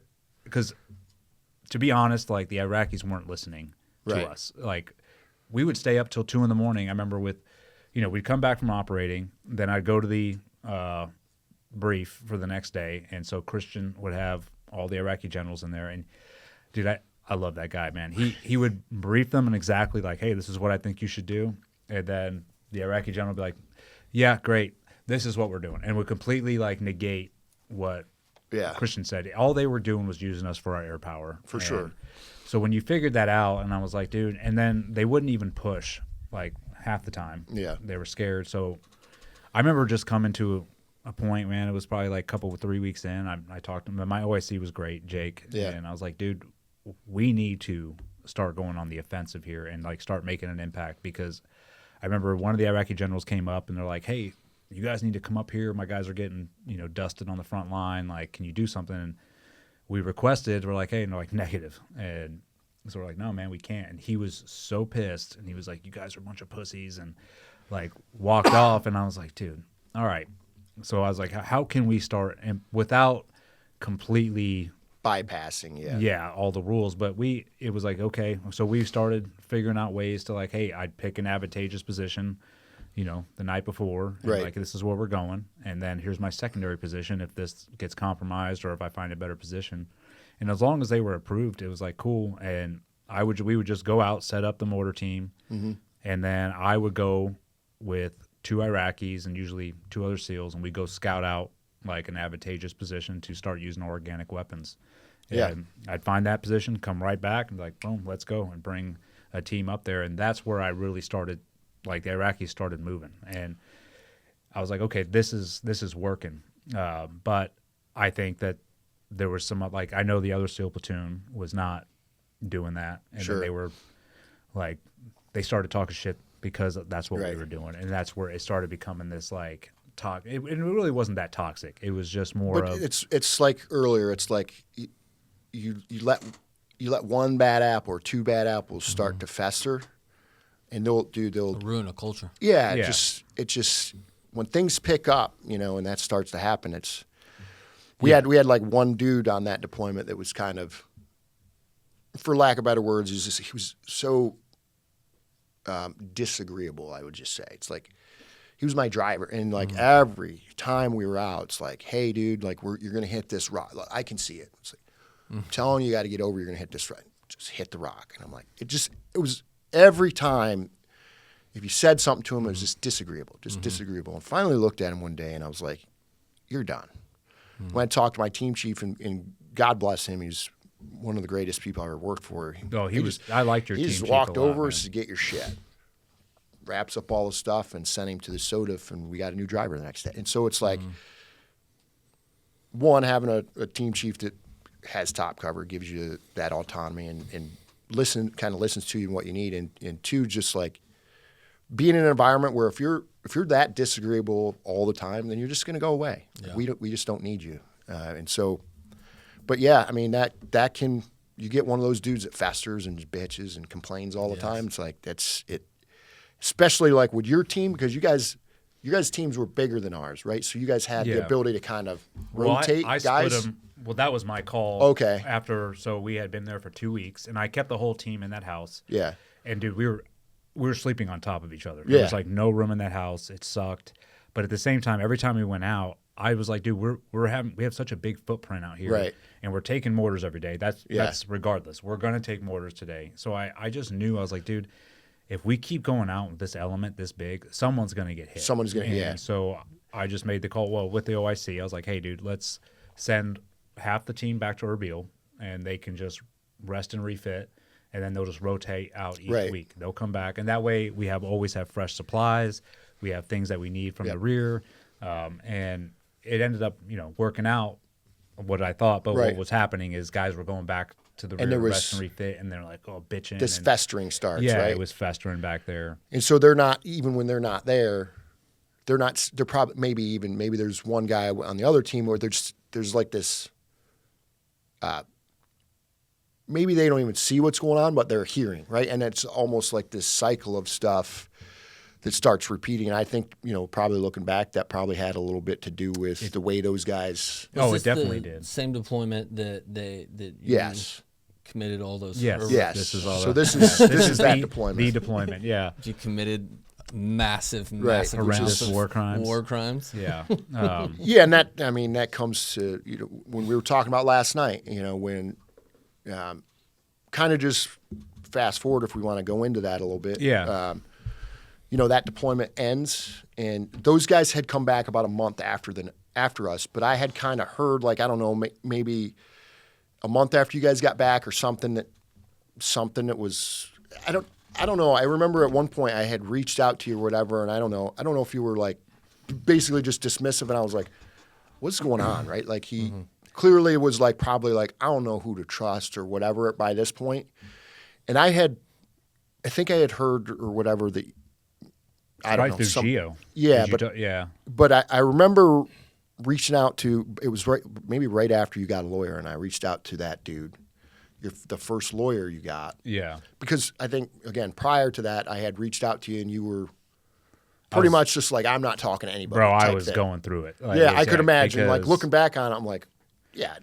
I was Probably didn't know told who to trust. who to I was under trust, like- investigation, and then nobody would talk. Like, everybody sort of just, Yeah. you're on your own. And then, yeah, there were, like, Geo had reached out. And so Yeah. I didn't even trust Geo at the time. Sure, because yeah. he was friends with those dudes. But Yeah. Geo had reached out to me and was like, hey, man, they're doing something to you. And I was Right. he told me he was in a party bus with them. One of them had Whatever, some man. party, and they were all coming up with the plan to take me down. And he was like, he listened to it all and was like, none of this is true.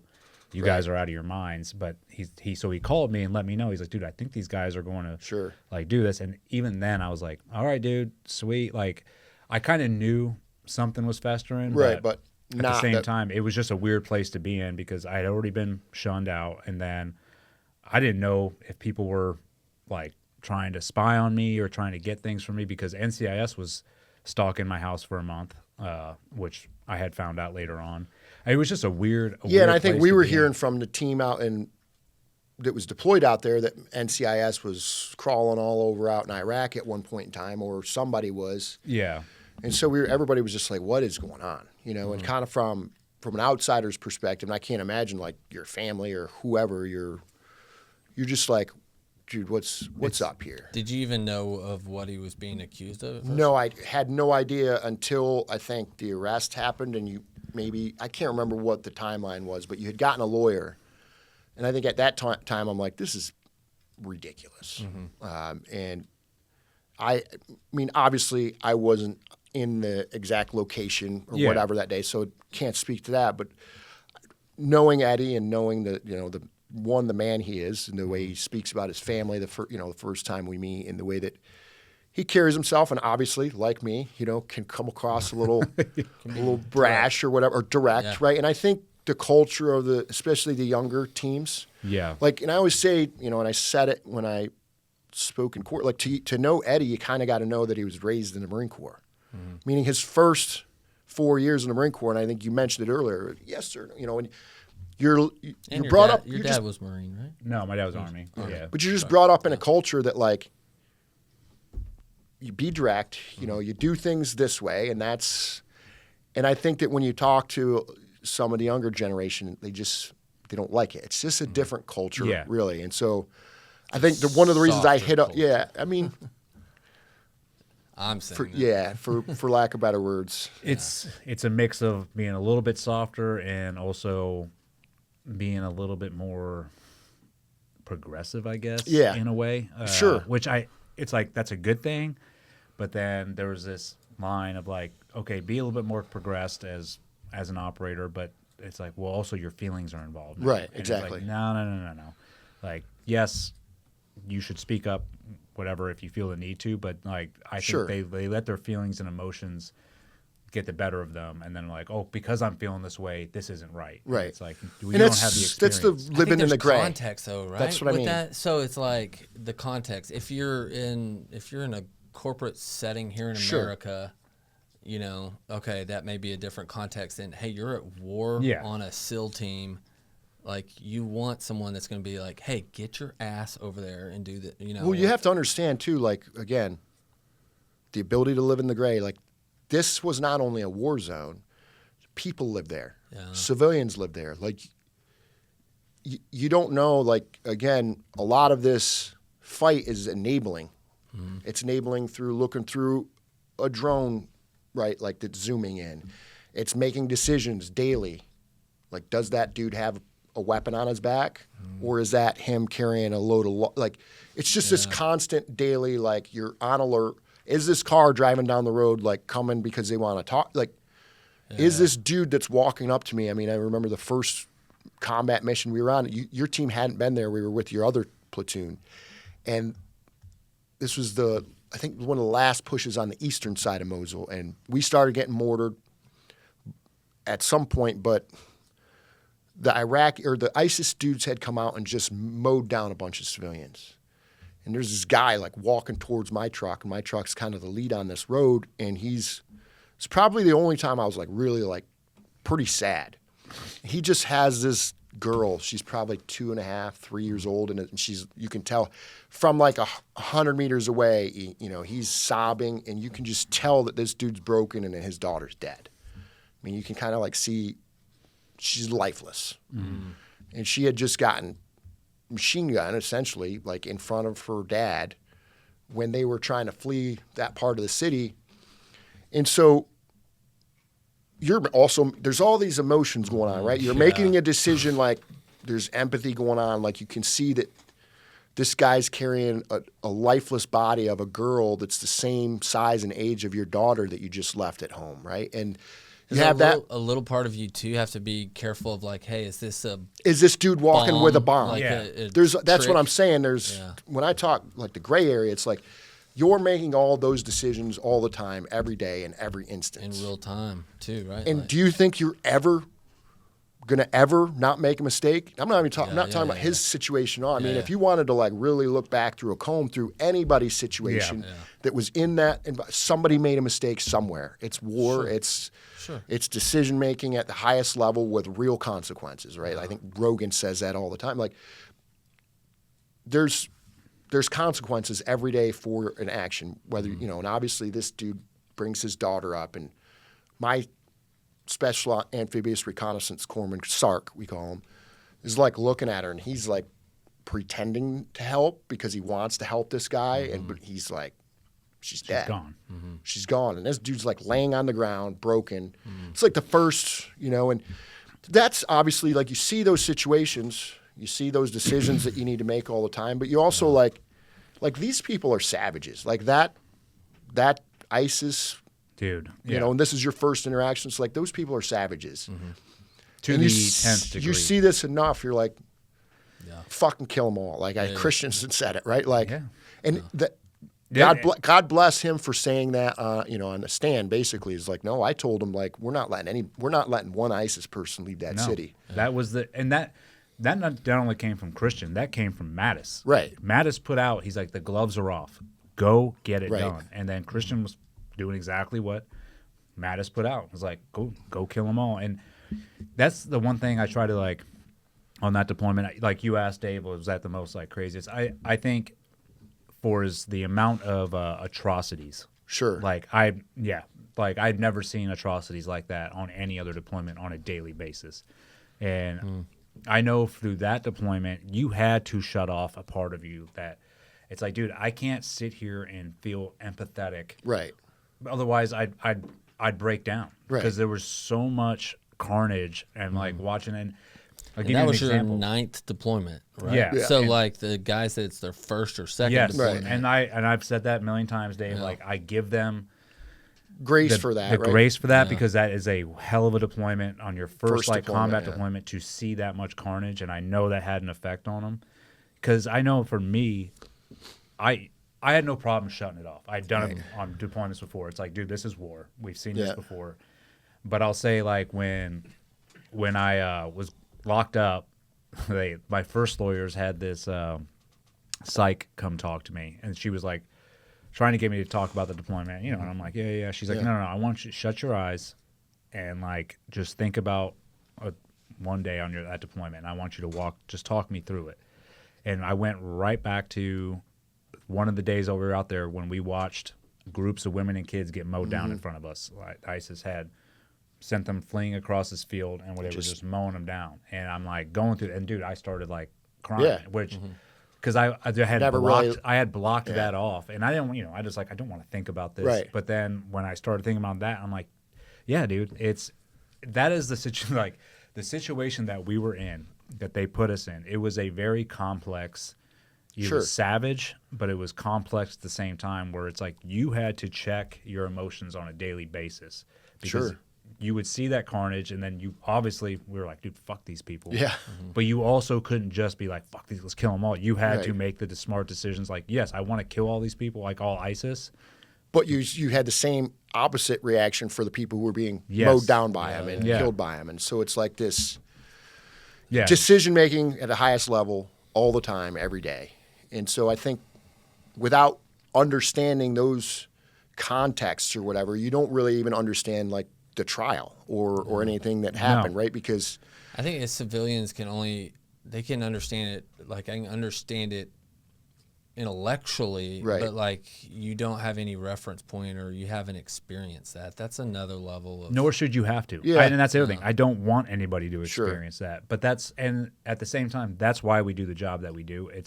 It's like, hey, this is going to be on your shoulders if you do this job. You have to face these things. But I will say what ticks me off, man, is, not just in my case, because I've seen it in other cases, is the level of like they expect you to be a robot. Sure. It's like, oh no, well, you made this decision, and so now you're going to pay for it, and you should have, done X, Y, and Z instead. When those people that are charging you, or they've never been there, they weren't doing that, doing the deed, and they want you to like be this. I guess it's like we don't want you to have any emotions, but we also want you to have emotions. You know what I'm saying? It's this weird conundrum. It's like the thing that you're looking. This is what, and it's. I ended up, jumping forward a little bit. I ended up retiring early at about 16 years. Some of it was some health things going on, but a lot of it was some health things going on. But I would have, just because it's just who we are. Like I still had boxes I wanted to check, right? Like I still wanted to lead, be a team chief. I still wanted to go do, and we were getting ready to go do a few things that I'm watched and had. Went through Eddie's trial with him and watched that. To watch people that aren't involved in it, military people that aren't involved in it, are making decisions, but they're also making decisions that are based on their best interest or the command's best interest or this look that they want to avoid. And it's like you start watching it happen, and you start watching people that, and I think you hit like that E7, E8 mark kind of like line. And that's the line I always say. It's like the best rank to be, because you get these decisions that you can start making, right? You can be a platoon leader or a team chief or platoon chief or whatever. But it's also like the demarcation line of like nobody above you looks out for you anymore. Yeah. Well, that's what everybody is looking to make that, like the next step above them is hard to make, right? And so there's these. You start to see that like, dude, I'm on an island, and everybody above me is just going to look out for them, and they're going to say to their boss like, "Well, I told him not to do this," and blah blah. Nobody has your back. And when you find somebody that does have your back, when you see a dude like Christian, walk into the courtroom and say exactly what he wanted to say, part of it is he's probably done, and 2 middle fingers to whatever, like just didn't care. He's going to say what he needed to say.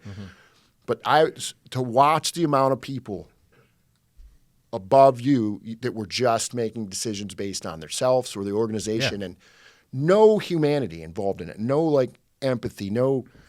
And then to follow on, the MARSOC 3, which happened with Danny Dreyer and Josh Negron, and to watch that situation play out and watch the way MARSOC command handled those guys, and nobody above them was looking out for them. Everybody was burning the dude that was drinking, or they went after him for, well, you were drinking alcohol and you shouldn't have. And it's like you assess and select this person to be able to make this decision at the right time. I don't care if it's in combat or not in combat. But it's like whether you bust a guy that gets a DUI, right? Understand, right? You can't do that. Do you need to end his career over it because he made one bad decision at one bad time? When you looked for that guy, you assessed and selected that guy to make those decisions, and the shit that he's wearing on his shoulders, And you like to say that, well, I've started this organization, that there's help for you. It's like you also know that if you go get help, you're probably done, right? Yep. The career. And so you've created this situation where you're failing at every level, and you're not willing to admit it. And nobody above you is willing to like just be the guy that's like, no, I'll wear that on my shoulders. I'll stick up for this dude. I'll do the right thing. And to like watch it happen in MARSOC, watch it happen to you. I'm like, I'm not doing this anymore. Like, you want me to deploy again at that rank, right? Yeah. Where you're put in, and you know that nobody else above you is going to be looking looking out for you. You're on an island, and your whole job under is to take care of your dudes, to make sure that you split the team up and do like you're making all these decisions for everybody underneath you, right? For the betterment For the of the betterment dudes that are of- working for you. Right. Yeah. And sometimes you make the wrong decision. Sometimes it ends up being, but it's not that that's going through your head like you're always trying to look out for the dudes above you, trying to get them, put in a situation where they have the best deployment, right? You're trying to. And that was the other thing that, on that, to backtrack just a little bit, like, I knew that this opportunity we had in Mosul was a golden opportunity. I'm like, the times of like having a great combat deployment, we're dying. It was like, dude, this is probably one of the last times, which I told these guys, and I'm like, yes, we are going to be aggressive, and I'm like, the reason, one, because aggression works, and it's controlled aggression. We're not just going up there and going willy-nilly and clearing houses. But at the same time, I'm like, our new guys, this is their chance to get experience. I'm like, because if we don't get experience here, I'm like, they're going to have nothing to pass down to the guys below them that come to buds. I'm like, so we need to get these new guys experience, and that's where some of the older dudes in my platoon, they were tainting the new guys. They're like, oh, he's just trying to get you killed. You know that, right? He's just trying to push you to do this. Like, these are like the whispers that were going on. But little do they know, like, all those new guys have reached out to me over the past year. They, like, still to this day thank me. They're like, dude, thank you for giving us the chance to get up there and actually get in the action. This episode is brought to you by the one and only Firecracker Farms. If you guys have been following me, you know from day one I've been a huge advocate of this product, not only because of its great flavor and the spice it adds to my food and for the health benefits, but because Alex, the owner, is just an incredible human being. And when I support a product, not only do I look at the product itself, I look at the person behind the product. Alex is a patriot. He supports veteran-owned organizations such as Op 300 and my nonprofit, the Pipe Hitter Foundation. So if you guys are looking for a great product, definitely go hit the link below on the sponsor link and go try out some. And if you like it, please like, tag, and do a post for them. All right. I appreciate your guys' support. Thank you, and God bless. If you want to know the truth, like, that sets those guys up the rest of their career, right? That combat action, whatever boxes that need to be checked, because when you go on a promotion board, it's like, well, what's this dude done? Yeah. This deployment, combat action, and whether you like it or not, it ends up being a reason you get promoted or don't promote it. So that the favor even of being aggressive, giving them, and it's betterment for the teams too. It's like, dude, 100%. these guys have experience now, and they're able to pass that off. I mean, right now, I talk to my buddies in the teams. You can't find anybody that's been on a combat deployment hardly, because everybody got out, and so it's like, well, there you go. Now we're reinventing the wheel all over again. Whereas if you keep guys and get them experience, so they can pass that down, you don't have to reinvent the wheel. These dudes have seen it. They have, knowledge to impart, and I'm like, if we don't give those guys that chance, then yeah, to me, it's a waste. Sure. Like, I had a guy come right from SQT. Yeah. Probably 2 months before the deployment ended. This is when we were on the north end. Straight out of SQT, like, just got his trident, right? I mean, brand new. He shows up, and I told him, I was like, listen, dude, you just keep your mouth shut and keep your ears open for the next 2 weeks. I'm like, take out the trash. I gave him all the menial tasks to do. I'm like, I want you to get up every morning, cook breakfast for the guys before they go out. And this guy was on point. Like, great new guy. So I finally was like, okay, dude, you're going out with us today. And I brought him up into the position. We were in a sick position across that river. Got him behind the ALGL. And guess what? He got probably like 7 confirmed kills that day as a first op, brand new guy. Right. Those older guys were like telling him like, dude, that was wrong. Like, he brought you up there. You want like that's the level of toxicity. But to me, I'm like, bro, that I just got this guy the opportunity of his life, you know, and now Experience-wise, and yeah. also it's like shaking out the combat bugs. Right. It's like, dude, there you go. First op, you smoke 7 dudes. Yeah. Now let's start progressing, right? Yeah, and I mean, when we say experience of your life or whatever, like we're talking about it in terms of like nobody else in the military is getting that. It's gone. And so not talking about it like the experience of like, oh, that's the greatest joy or whatever. It's like, no, the experience of your life is like that's setting you up. One, we're in combat. It's our job to do. Yeah. But two, it's like that experience is going to set you up, one, to when you're standing in front of future young dudes, been there, done that. Like you have the clout to talk about and train the future generations of dudes with experience. Mm-hmm. And him not giving that to dudes, just like I told you about the commanding officer of the Marine. We had a Marine platoon that was our security on our FOB they were mortarmen. And I'm like, give me one of those mortar teams. Like we'll find somebody else to do FOB security. Like those mortarmen will have more experience than anybody else in the Marine Corps shooting mortars because nobody was shooting mortars, especially offensively. We were shooting 200 rounds a day. And their boss, who was on, you know, somewhere in another country, because we had gotten that platoon sent to us from the SP MAGTF, I believe, had basically said, no, they're not leaving the wire. And so that boss just screwed those guys out of the experience of those guys going back to their units, and every single unit that they went on, being able to talk to their platoon about like, this is how things are done. This is how you can do things different. This is how you can be inventive. This is how you can use a drone to shoot mortars or this.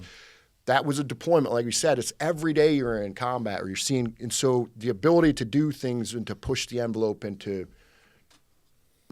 be inventive or whatever. Super inventive. You're using drones for the first time. Yeah. You don't necessarily need to put a forward observer doing OT factor, you know, which is calculations on how a mortar is going to land and how to adjust it, right? Mm-hmm. So you're really on the forward edge of using ATAC. Or utilizing the javelin. Like, exactly. That javelin was given to us because they were like, oh, this is for VBIDS protection, right? When in reality, it's like, dude, because the platoon before us was using the javelin against VBIDS, and they were like, dude, it's hard, man. Like, because you have to track the VBID and all that stuff. And a lot of the times, you know, if it's motorcycles or whatever, it's just hard to get a track on them. But I was like, dude, why aren't we using these things just offensively to begin with? And when the Iraqis would be like, hey, we're taking sniper fire from that building, and, you know, you'd be like, okay, which floor? And they're like, maybe the third or fourth. And you're like, dude, jav it. Right. And so we started. What's his name? Huh? He's opening the coffee shops. That's going to have the coffee named the Javelin. Stump. Yeah, Andy. Yeah. No. It came hunting with us. Oh, it's Corey Scott. Yes. Yeah.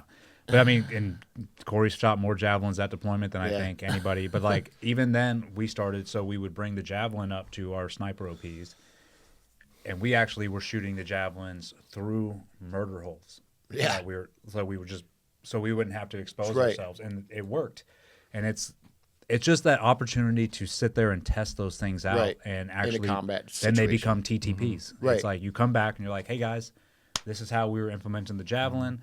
This is how, you know, it worked, and we should add this into our workup of like training guys how to do this. But you only get to that point by getting guys in the fight and by testing that stuff out, and not being a little like risk mitigation, you know, we don't want to get out there. And that's what ticked me off too, is I'm going on a rant, but my own command, I remember coming to the FOB, this was up north.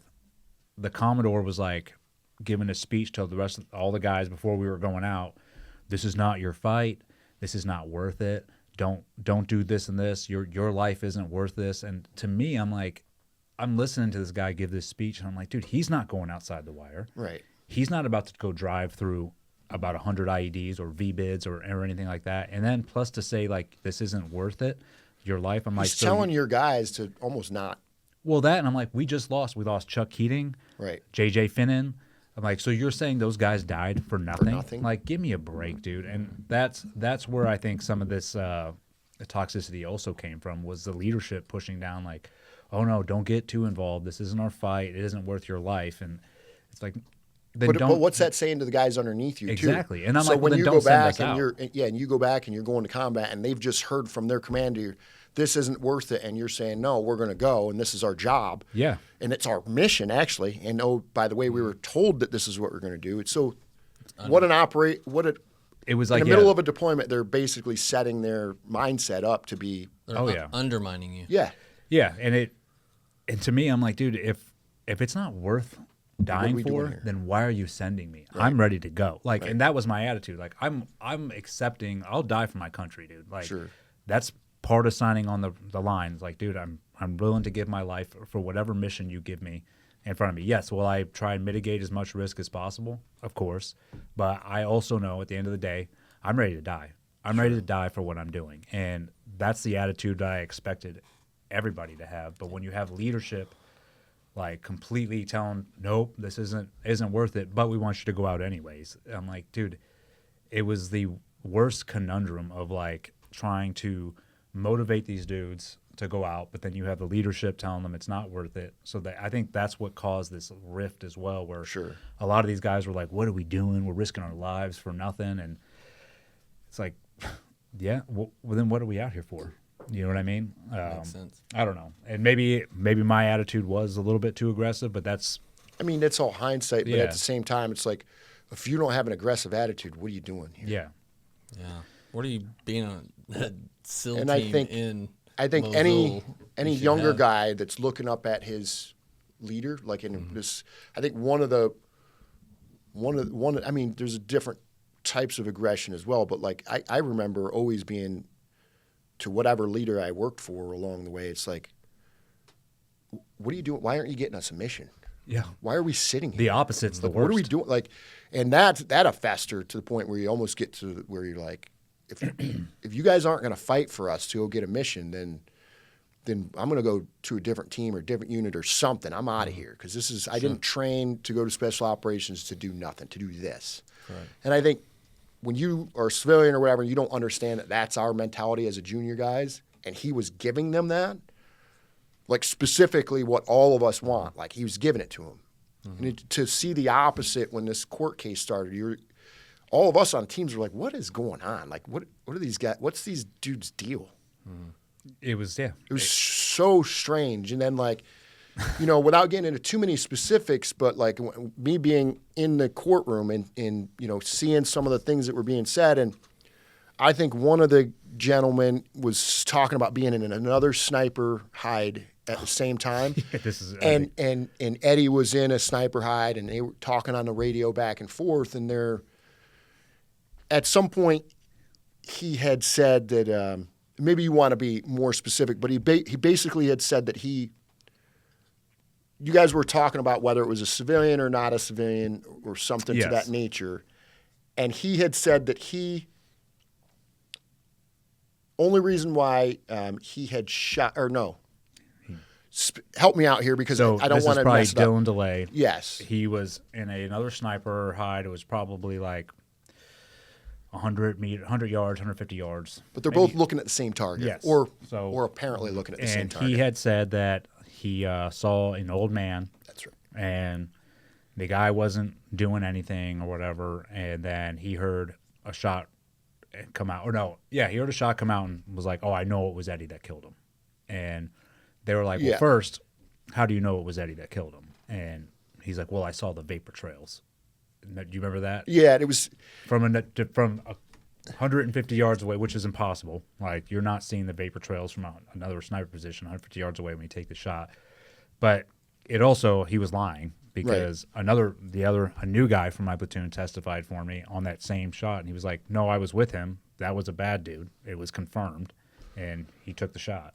Yeah, and I think there was maybe another one where he had said that I can't remember, but basically the reason he had fired at his feet specifically to miss him. Wasn't that one of them? They were saying they were firing warning shots at all the civilians, so I wouldn't shoot them. So he wouldn't shoot him. And this is that's what it was. I wanted to make sure I get that right. So if you're in a sniper hide what do you not want to do? Get seen, right? You don't want. I would guess. You don't want the enemy to know that you're there. Yeah. You don't like giving up that sniper hide. Then when you make that decision to make a shot, you're essentially usually making up. Anyway, if you're firing warning shots, if I'm in another sniper hide, let's say even he did. Let's say, which isn't true, that he did kill a civilian, and we're both looking at the same target. Yeah. If I don't know that you're firing warning shots and you're firing at a guy and we're both looking at the same target, I'm assuming that you have PID, which is positive identification of a weapon, because you're taking a shot at that guy. And I'm probably going to follow up. Now, that didn't happen in this situation or whatever. But the testimony that dude gave right there was damning. Like that dude, it should have got him in trouble. 1,000%. You're going against every TTP we have. You're going against every training.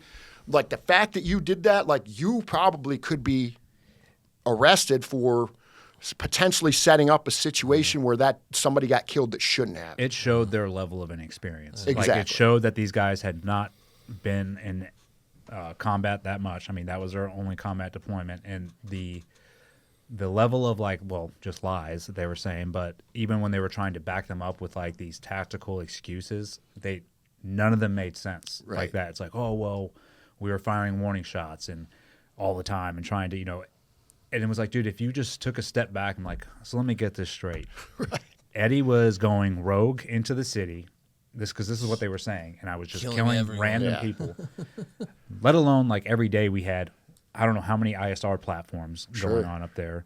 You don't think like that nothing would have been said by the Iraqi people or even the partner force or anybody in the platoon never spoke up and like, dude, he's killing the 100th civilian today. Like, that's the level of lies that they went to. And at the end of the day, it's like, NCIS ran with it. The command ran with it. They gave it to the media. But when it came down into the courtroom, it all fell apart. Yeah, it all fell apart because none of it had made any sense at all. Yeah, and I remember when they put me on the stand or whatever, I remember like this, maybe he's a good dude, I'm sure he is, but I couldn't look at the dude that was like questioning me. Like I had a hard time looking at him because the prosecutor. Yeah, and I'm like, for one, like you serve with this guy, right? And like the lies that you're willing to tell, and I know that it's his job, right? But that's what lawyers try to do. They try to win. But like you're asking me questions somewhat condescendingly, and I just remember like looking over at the jury trial or the jury, excuse me. I like wouldn't look at him, and I'm like talking to them. I'm basically just talking to the jury. I'm like, and they're all Marines, and they're all like combat veteran Marines, and you can tell it's like I'm talking to you because right? Like you know that what this dude that's never seen combat is sitting here questioning me or whatever about whether it's your character or whatever, or it's like you could just see it in their eyes as like, you can almost tell that like these guys understand that this is a effing sham, and we're almost just like going through the motions at this point because it had just gotten so comical, almost like a circus, really. It was, and it's like every day you're watching this. It was a mix between A Few Good Men and My Cousin Benny, dude. Yeah, my wife says that all the time. She's like, you couldn't make this up. But I will say, like, dude, your testimony, Geo's, and Christian's, by far the most powerful testimonies. And for one main reason is because you guys were Marines. The jury was mainly made up of Marines. But you guys on your own accord, like, there were other dudes that testified for me that were kind of like forced into it, you know, or they were like, hey, dude, you were there. You should say something. And a lot of them had to be, I wouldn't say coerced, but they were, they had to make that decision. But for you guys didn't have to do anything. Sure. You literally could have just sat back and watched it happen. But you guys all volunteered like, no, dude, I'm coming in to testify because this is bullshit. And we know like what happened, or you knew the dynamic because I really appreciated your guys' perspective too on just from what you guys were saying, how the platoon ran. Right. It was like an outsider's because I could sit perspective. there all day and be like, hey, dude, these dudes weren't up to the task, or like these dudes were a bunch of whiners. But they're like, of course you're going to say that because they're. But when then you guys came in, and I remember, I think it was you or Christian. The question was asked like, well, what do you mean these guys were different? I think maybe it was Christian was like, oh, they're SEAL babies. Yeah, I mean, I think I don't know if it was asked in trial or whatever, but I remember thinking too. I think you and I had talked about it, but like again, like one of the first combat missions we had went on, like a bunch of your guys' guns jammed, and you know we're in the Crow system now, so if it's not set up right or it's not cleaned right, you're shooting 50 caliber guns. It's like, well, they're gonna jam. And a couple of those dudes were like complaining, you guys gave us all the bad guns or whatever. Well, let's take a look at them. Get up there and they're just like rusted to pieces. And I'm like, you guys got to be up. Like this is and I know that like Eddie probably gave him some shit over it or whatever. Like because it's the little things during that time, and I think they probably looked at him like, oh, he's just a dick or whatever. Yeah. And it's like, no, that's what you got to do. Like that's what's going to keep you It's alive. life That's and death. that's your gun. Like you can't just come back and go eat something. Yeah, And that's I'm why I like- like how you talk about context. Like That's what I mean. You know. If you don't know that he's raised in the Marine Corps, when I say raised, that's his first No, I unit, say it all the essentially. time, Like yeah. he's raised in the Marine Corps, then you don't understand anything that happens after that because you don't understand the or the kind of the juxtaposition of like. I mean, we know as Marines that we're like almost kind of laughed at sometimes in other services because like Marines are. Especially straight leg Marines, they're like serious too many times or like they get called jarheads or whatever. But when it comes to combat, like I don't want anybody but a grunt unit in front of me, right? Because when you do say run through that wall or do that, it's the way you were raised, like the way those guys do are. it without They'll hesitation. do it, and Yeah. they won't complain about it. They won't bitch. They might come up with crazy stuff to complain on a weekend and throw somebody off the third story balcony that's with stuff between two mattresses, which, crazy stuff has happened. I've had that happen to me. Marines they're wild, right? And Yeah. so it's if you don't understand that culture and you don't understand that that's basically the way he was raised, then you're never going to understand how a fracture happens. Yeah. How do you have such a difference between one mindset and another? And some of the guys, I think you had one. Didn't you have a dude that was a former recon guy in your team, or maybe it was a different team that was? But I mean, that was a different team. yeah, I'm sure some dudes probably loved your, the way. No, you the were- new guys loved me. Like it was those 4 guys, dude. Yeah. The 4 guys who, they started that whole little drama and then they entrapped themselves and they tried to bring the rest of the platoon in, like to join them. Yeah. And the rest of the platoon's like, that's why they all lawyered up. They're like, dude, nope, we don't want any part of this. It just became the mess that it became. Sure. But I mean, to this day, I still say, dude, like your guys' testimony was, I mean, for me, that's what did it because I'm like, you could have other SEALs up there testifying, and these Marines, they're Sure. like, because they're not part of that group. But then when they have 3 of their own getting up there, and like, no, dude, this is the way it went, and this is from what we saw. I legitimately know because I never looked at the jury once during the whole trial until the verdict came out. And when the verdict came out and it was like all those, not guilty, not guilty, not guilty, I was found guilty for the picture. But I remember after that, I looked over for the first time at the jury, and 2 of those Marines looked at me and gave me like the head nod. And Because I could tell I'll they let just y'all knew. Finish it real quick. I have a meeting that started at 12:30. And Yeah, no worries, no worries. I'm gonna let y'all finish up. all right. But yeah, so yeah, I think that's one of the reasons why I just kind of decided to get out early. I had watched what happened to you, had watched what happened Danny to and them. Danny and those guys, and when the health stuff came, it's like I'm not even gonna push back on this. I'm just gonna let it go and let that become whatever. And no regrets. Obviously, I still had a couple boxes I wanted to check and things I wanted to do, but like you said, you reach that point where you know that nobody above you is looking out for you. And it's like when you watch the history of what was happening, it's just like it's not worth it anymore. It's not, man. And I never even I would if that whole scenario wouldn't happen, I'd still be in. Sure. I know it, but I honestly, I'd be miserable. Yeah. I would be miserable in right now because once you get to that E8, you're corporate. Yep. And you're living in a corporate world of like everybody trying to get to that next level, and they're doing it's just there's not a lot us. of backstabbing. No, and it's like, dude, that's not me. Like I'm going to be to your face. Like I will tell you, like I will outperform you. I'm going to outwork you.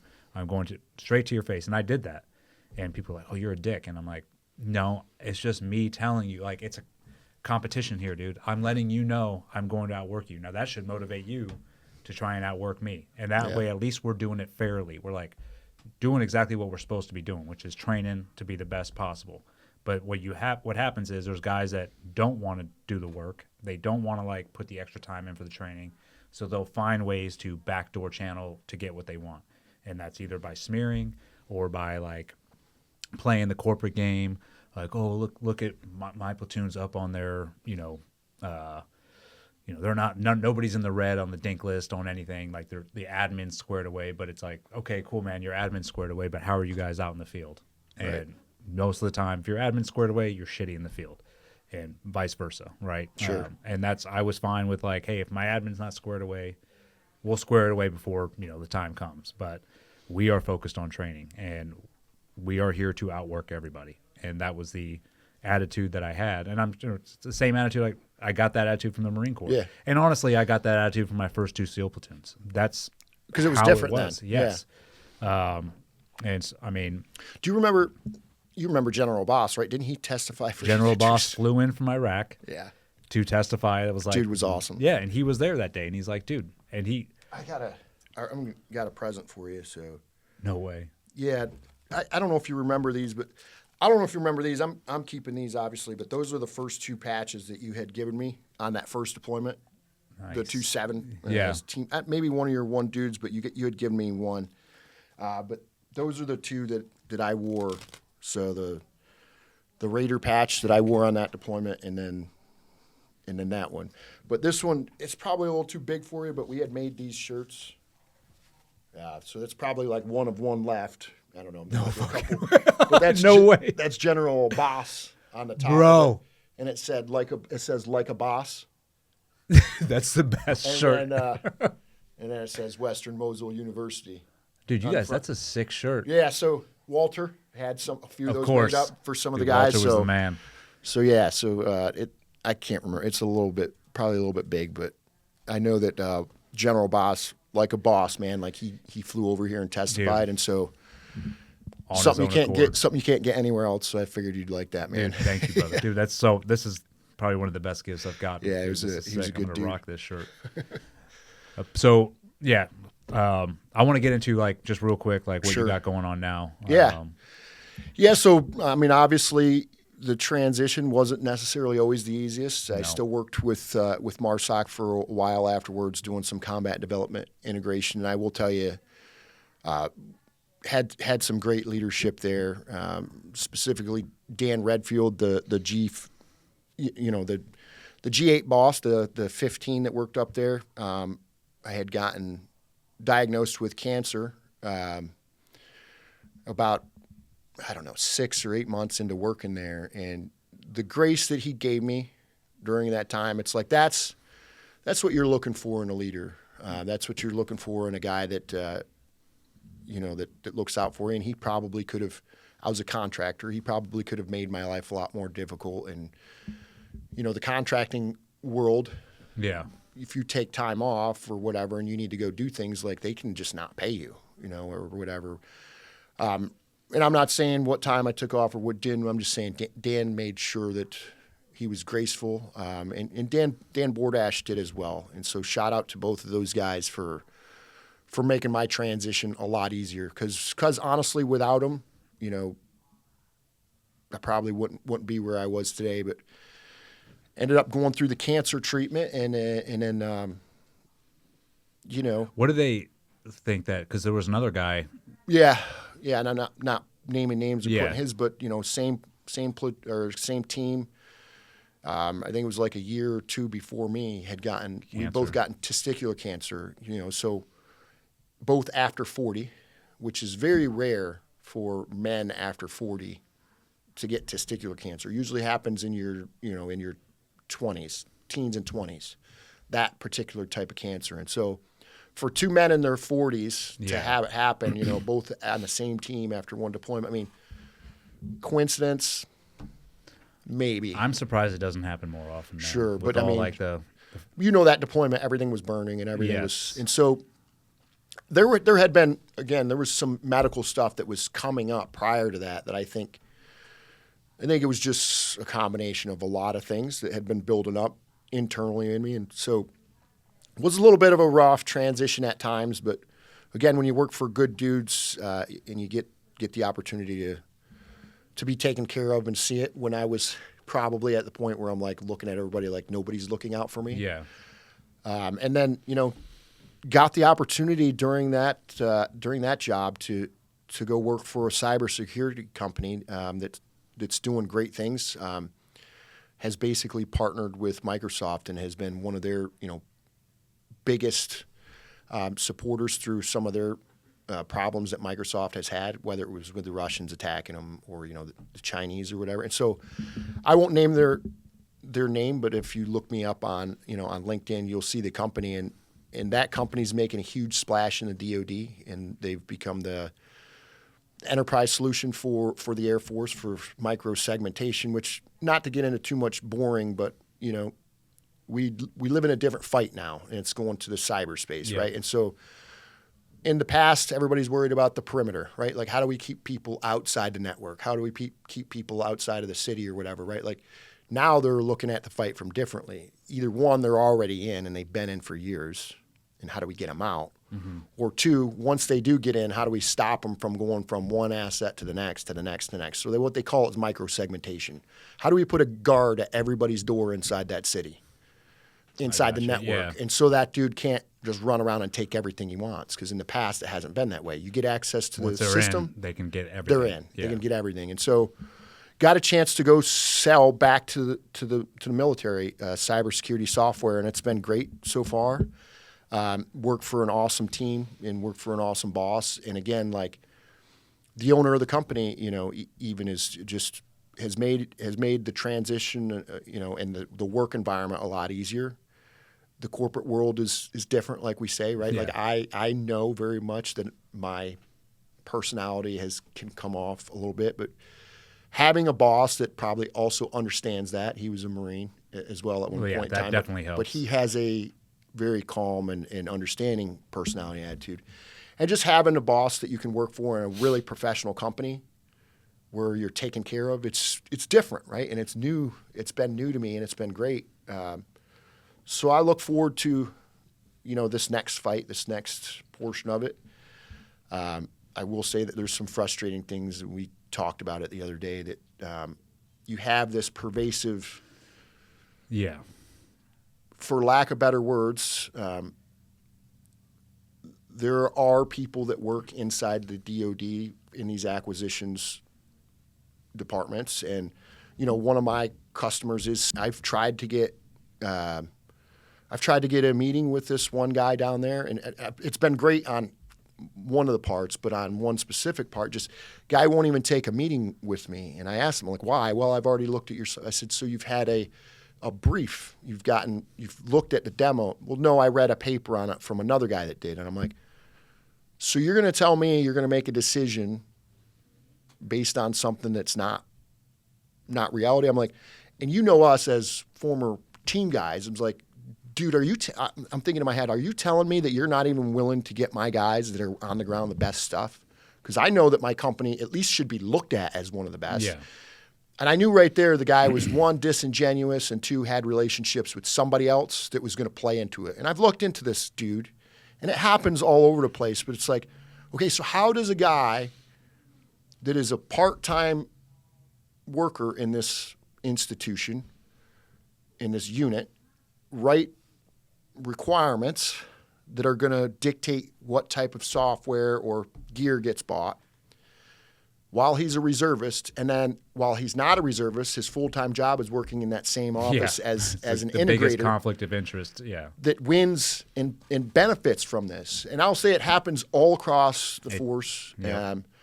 And those are the things that need to be cleaned up, and I hope they do get them cleaned up. But, like, at the end of the day, like, as a former warfighter and it's like, we don't want the worst gear. I don't want the worst pack. I want to know that us guys that are leaving industry or leaving the service, if we're going to go work in the industry, go work for somebody that's going to give the dudes on the ground the best chance to win. The latest and greatest. The latest and greatest. And if you put me through all the testing and my gear and we're not it, then we're not it. But for you to not even talk to me and not even give me, and I know why, because they've made a decision to work with a couple companies based on dudes that used to work there. Yeah. Now It's a good working old for boys those club. companies. And I'm like, I won't say what my feelings were, but like it's frustrating. That's where my frustration comes out, because if I was in his shoes, I would have never done that. Now I might take a meeting from a former buddy or whatever, because I'll hear you. But if you don't have the stuff that my guys want or that the organization needs, we're not getting it. Yeah. We're not buying it. And so that's been frustrating, but getting back to being a comp guy, essentially, right? Like life goes full circle, and I'm back to my nerd days, I guess, or whatever. But that thing that makes it grateful. It's easy to kind of like struggle with, dude, it's a different life. Yeah. And the constant go, and everything is so important all the time. Getting this training done, getting this done. It's like when you turn that off and you're not living in that environment anymore, like a lot of people, I think, look at you sometimes. And so it's just finding this balance of turning that defensiveness off, that like, one, you got to defend yourself. Two, you got to prove yourself. Three, you got to like, it does get difficult at times, especially in the corporate world, and I've got a part of my team that they give me good mentorship on the side. It's like, hey, you might want to like let everybody know that you're not wearing your emotions on your sleeve during that meeting, because I could tell you're getting mad, and 2 or 3 people call me, and I do get it. And while it's, you're passionate. Yeah. And it's like, dude, I'm passionate about it, but I get it. I need to like, there's also I'll tone it down a little bit. There's also probably a part of me that's like a little bit defending myself, because when I have a perspective from 3 or 4 other people and I'm only hearing one person bring up one thing in a meeting or whatever, it's like, well, that's not actually the way. Regardless, I've got great mentors, and they'll call me offline and they give me the grace to be like, hey, man, you want. And so I couldn't be more grateful, 1, for the job, 2, for the boss that I have in the team that I have, and the chance to work with and for an old friend, Jeff. But yeah, I mean, it's you, as you know, you go from that to now you're home all the time, and your kids are looking at you like, dude, what are you doing here? Yeah. You haven't been here in 10 years. And I'm sure the wife is looking at you like, dude, that's not the way we've been doing things, or that's not the way and that's a transition. And I think everybody goes through that. I think learning how to do that again, and then learning how to. What I like now that it's probably same as you. It's like 6 years almost out, Yeah, four for me. Yeah, just so. Like I know it's like, dude, transition is a difficult process regardless, man. I don't care, what you did in the military. If you're in for a certain amount of time, the transition's harder. Now, I think the transition, if you come from a combat unit, special operations combat unit, that adds a little bit more spice to it, which I think for me, I'll speak for myself. It was the only way that I could operate peacefully is if I was in chaos. Sure. Like I needed chaos in order to like feel purposeful. I had to have a fight in front of me. And the longer that I'm out now, I thank God, like I'm realizing it's like, dude, as long as, and I feel this way about all my buddies too that are out. I'm like, so you, everybody, I'm like, as long as you're at peace, dude. Yeah. Like I want you to be like at peace, and I'm same with me. Like I try to be at peace with everything, and I think that's a constant. It's a battle, you know, because we're constantly looking for an enemy. Like I need an enemy to, keep going. Like I need something to fight. And there's some goodness to that, because there is always a righteous fight to have. And for me, it's through my foundation, through Patriot Foundation. It's like that is the fight that we have. But at the end of the day, I'm like, dude, the goal is to like find inner peace and just be like, dude, I'm content, where I'm at. And it's hard. It's hard to get to that. And I think it's a constant battle. But that's all I look for, man. And I can tell, like, we're always going to have those, like, dude, I coulda, woulda, shoulda, but at the end of the day, man, it's like, dude, you have so much to, like, I tell guys, I'm like, dude, you have so much more ahead of your life, dude. And if you're constantly looking in the rear view and being like, damn it, dude, I should have like done this, or I didn't check this box, I'm like, that's never going to go away. Like, you just have to accept the fact, like, dude, you did what you did, and honestly, you earned the peace that you deserve. Sure. You earned it more than most people in this country, right? And they'll never understand.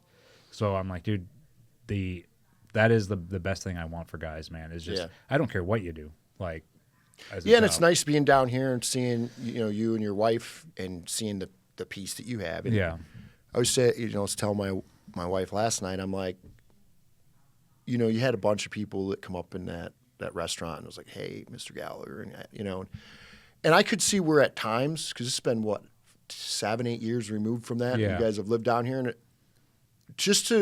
there was no part of you that was like ungrateful for that. No.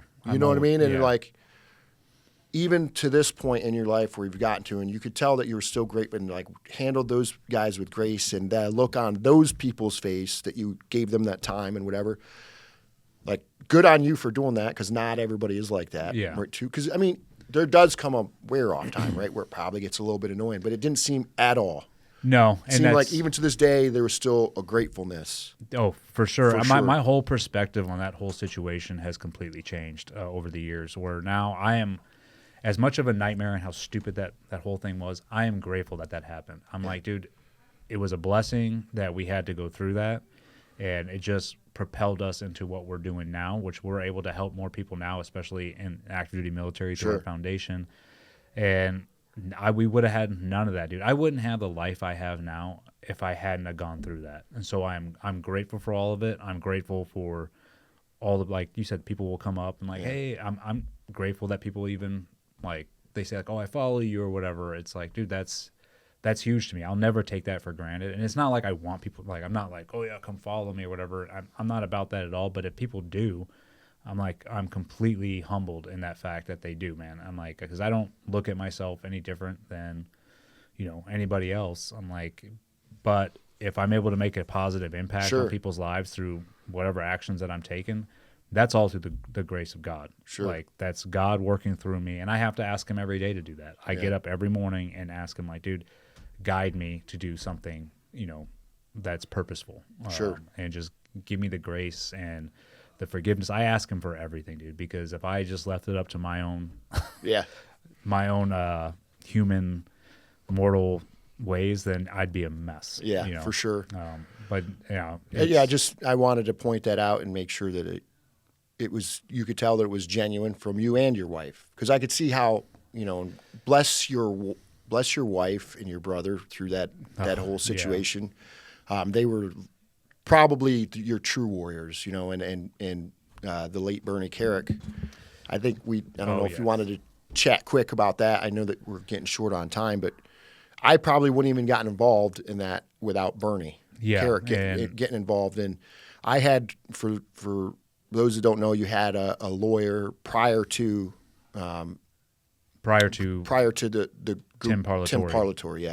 The Parlatore group, which, by the way, he's great, and I'm sure you're probably still close to him. Oh, right? Yeah, he was super great through that. I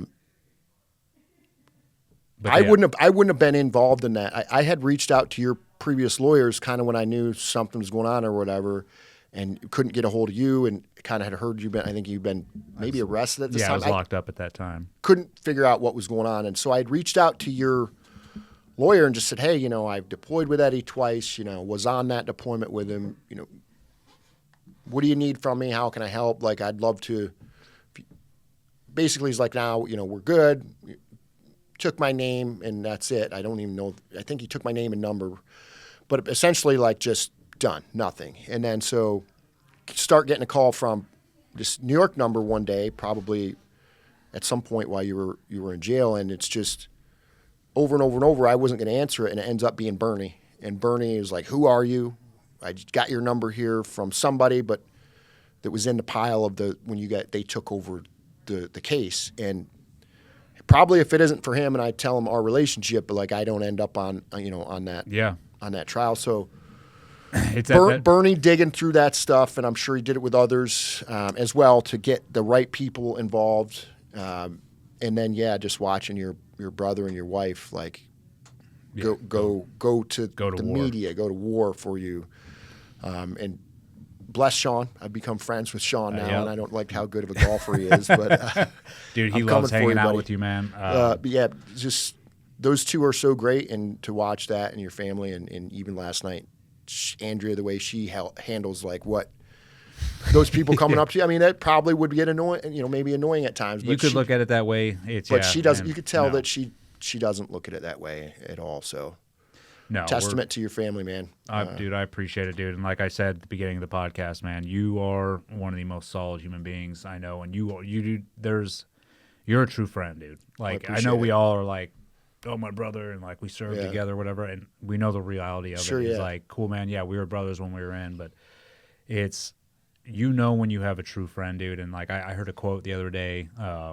It's like true friends are like stars. You only notice them when you're in the dark. Yeah, and that is a that fact. is exactly what you did. Even coming to testify for me, Bernie Carrick. I mean, it was all divine intervention, dude. Sure.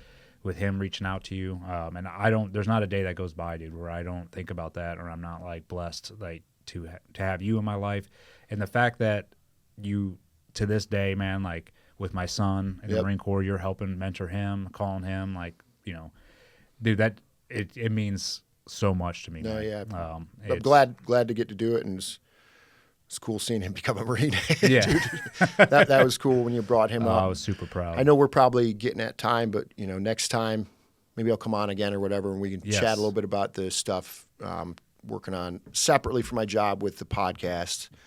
Yeah, let's definitely do that. Yeah, I think I'm trying to give a different perspective, both from experience, but on what's going on in the broader world or whatever.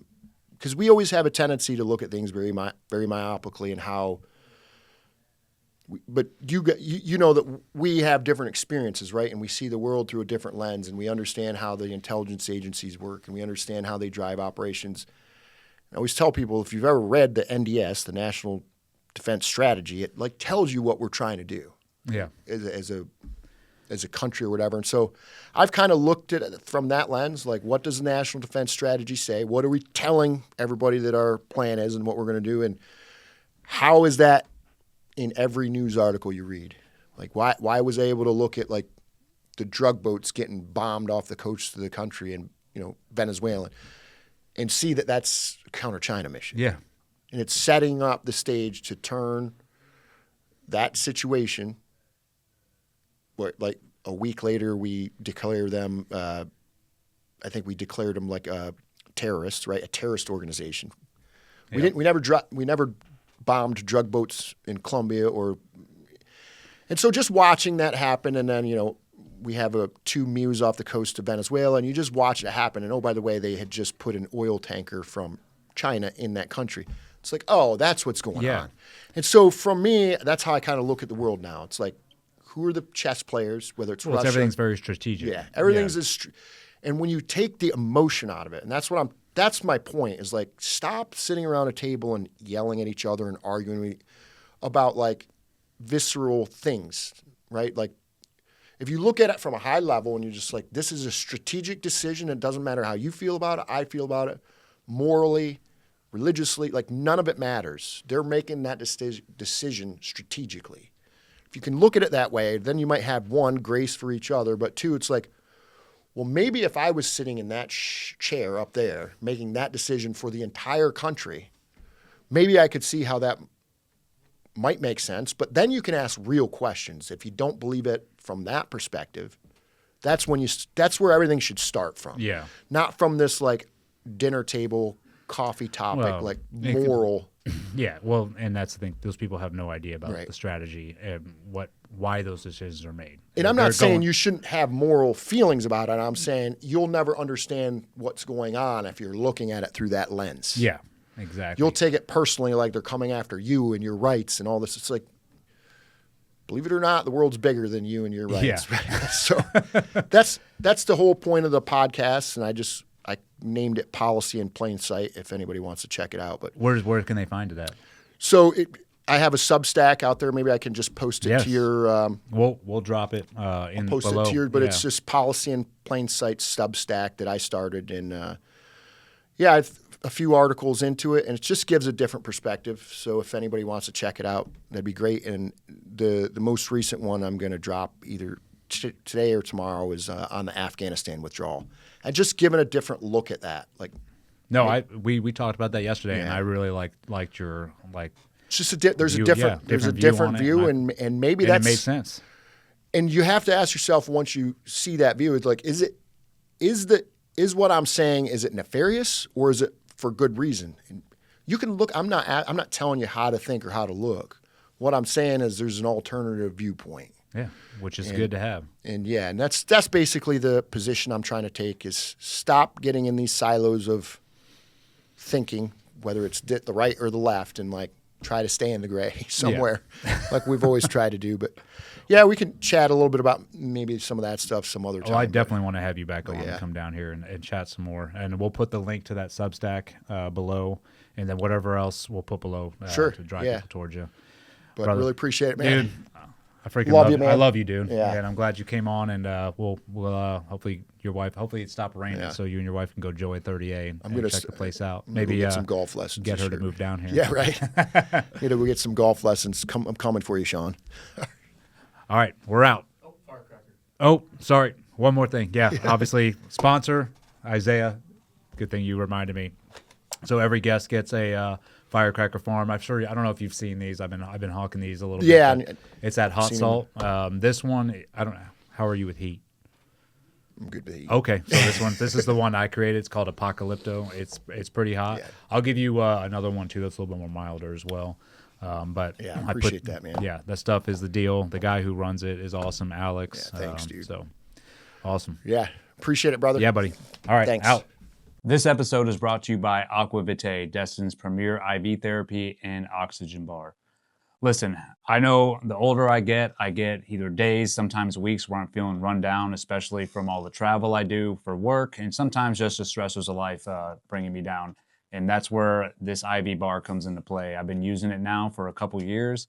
I do it once or twice a month in between trips, and really just helps me boost back, gets my immunities back up, just keeps me healthy. And I can say ever since I've been using it, I really haven't been sick. So if you guys are looking to just improve your quality of life or bounce back from maybe a sickness or a cold or possibly a hangover now that we're in spring break, definitely go check out Destin's premier IV bar, Aquavitae. All right, I appreciate your guys' support. Thank you and God bless.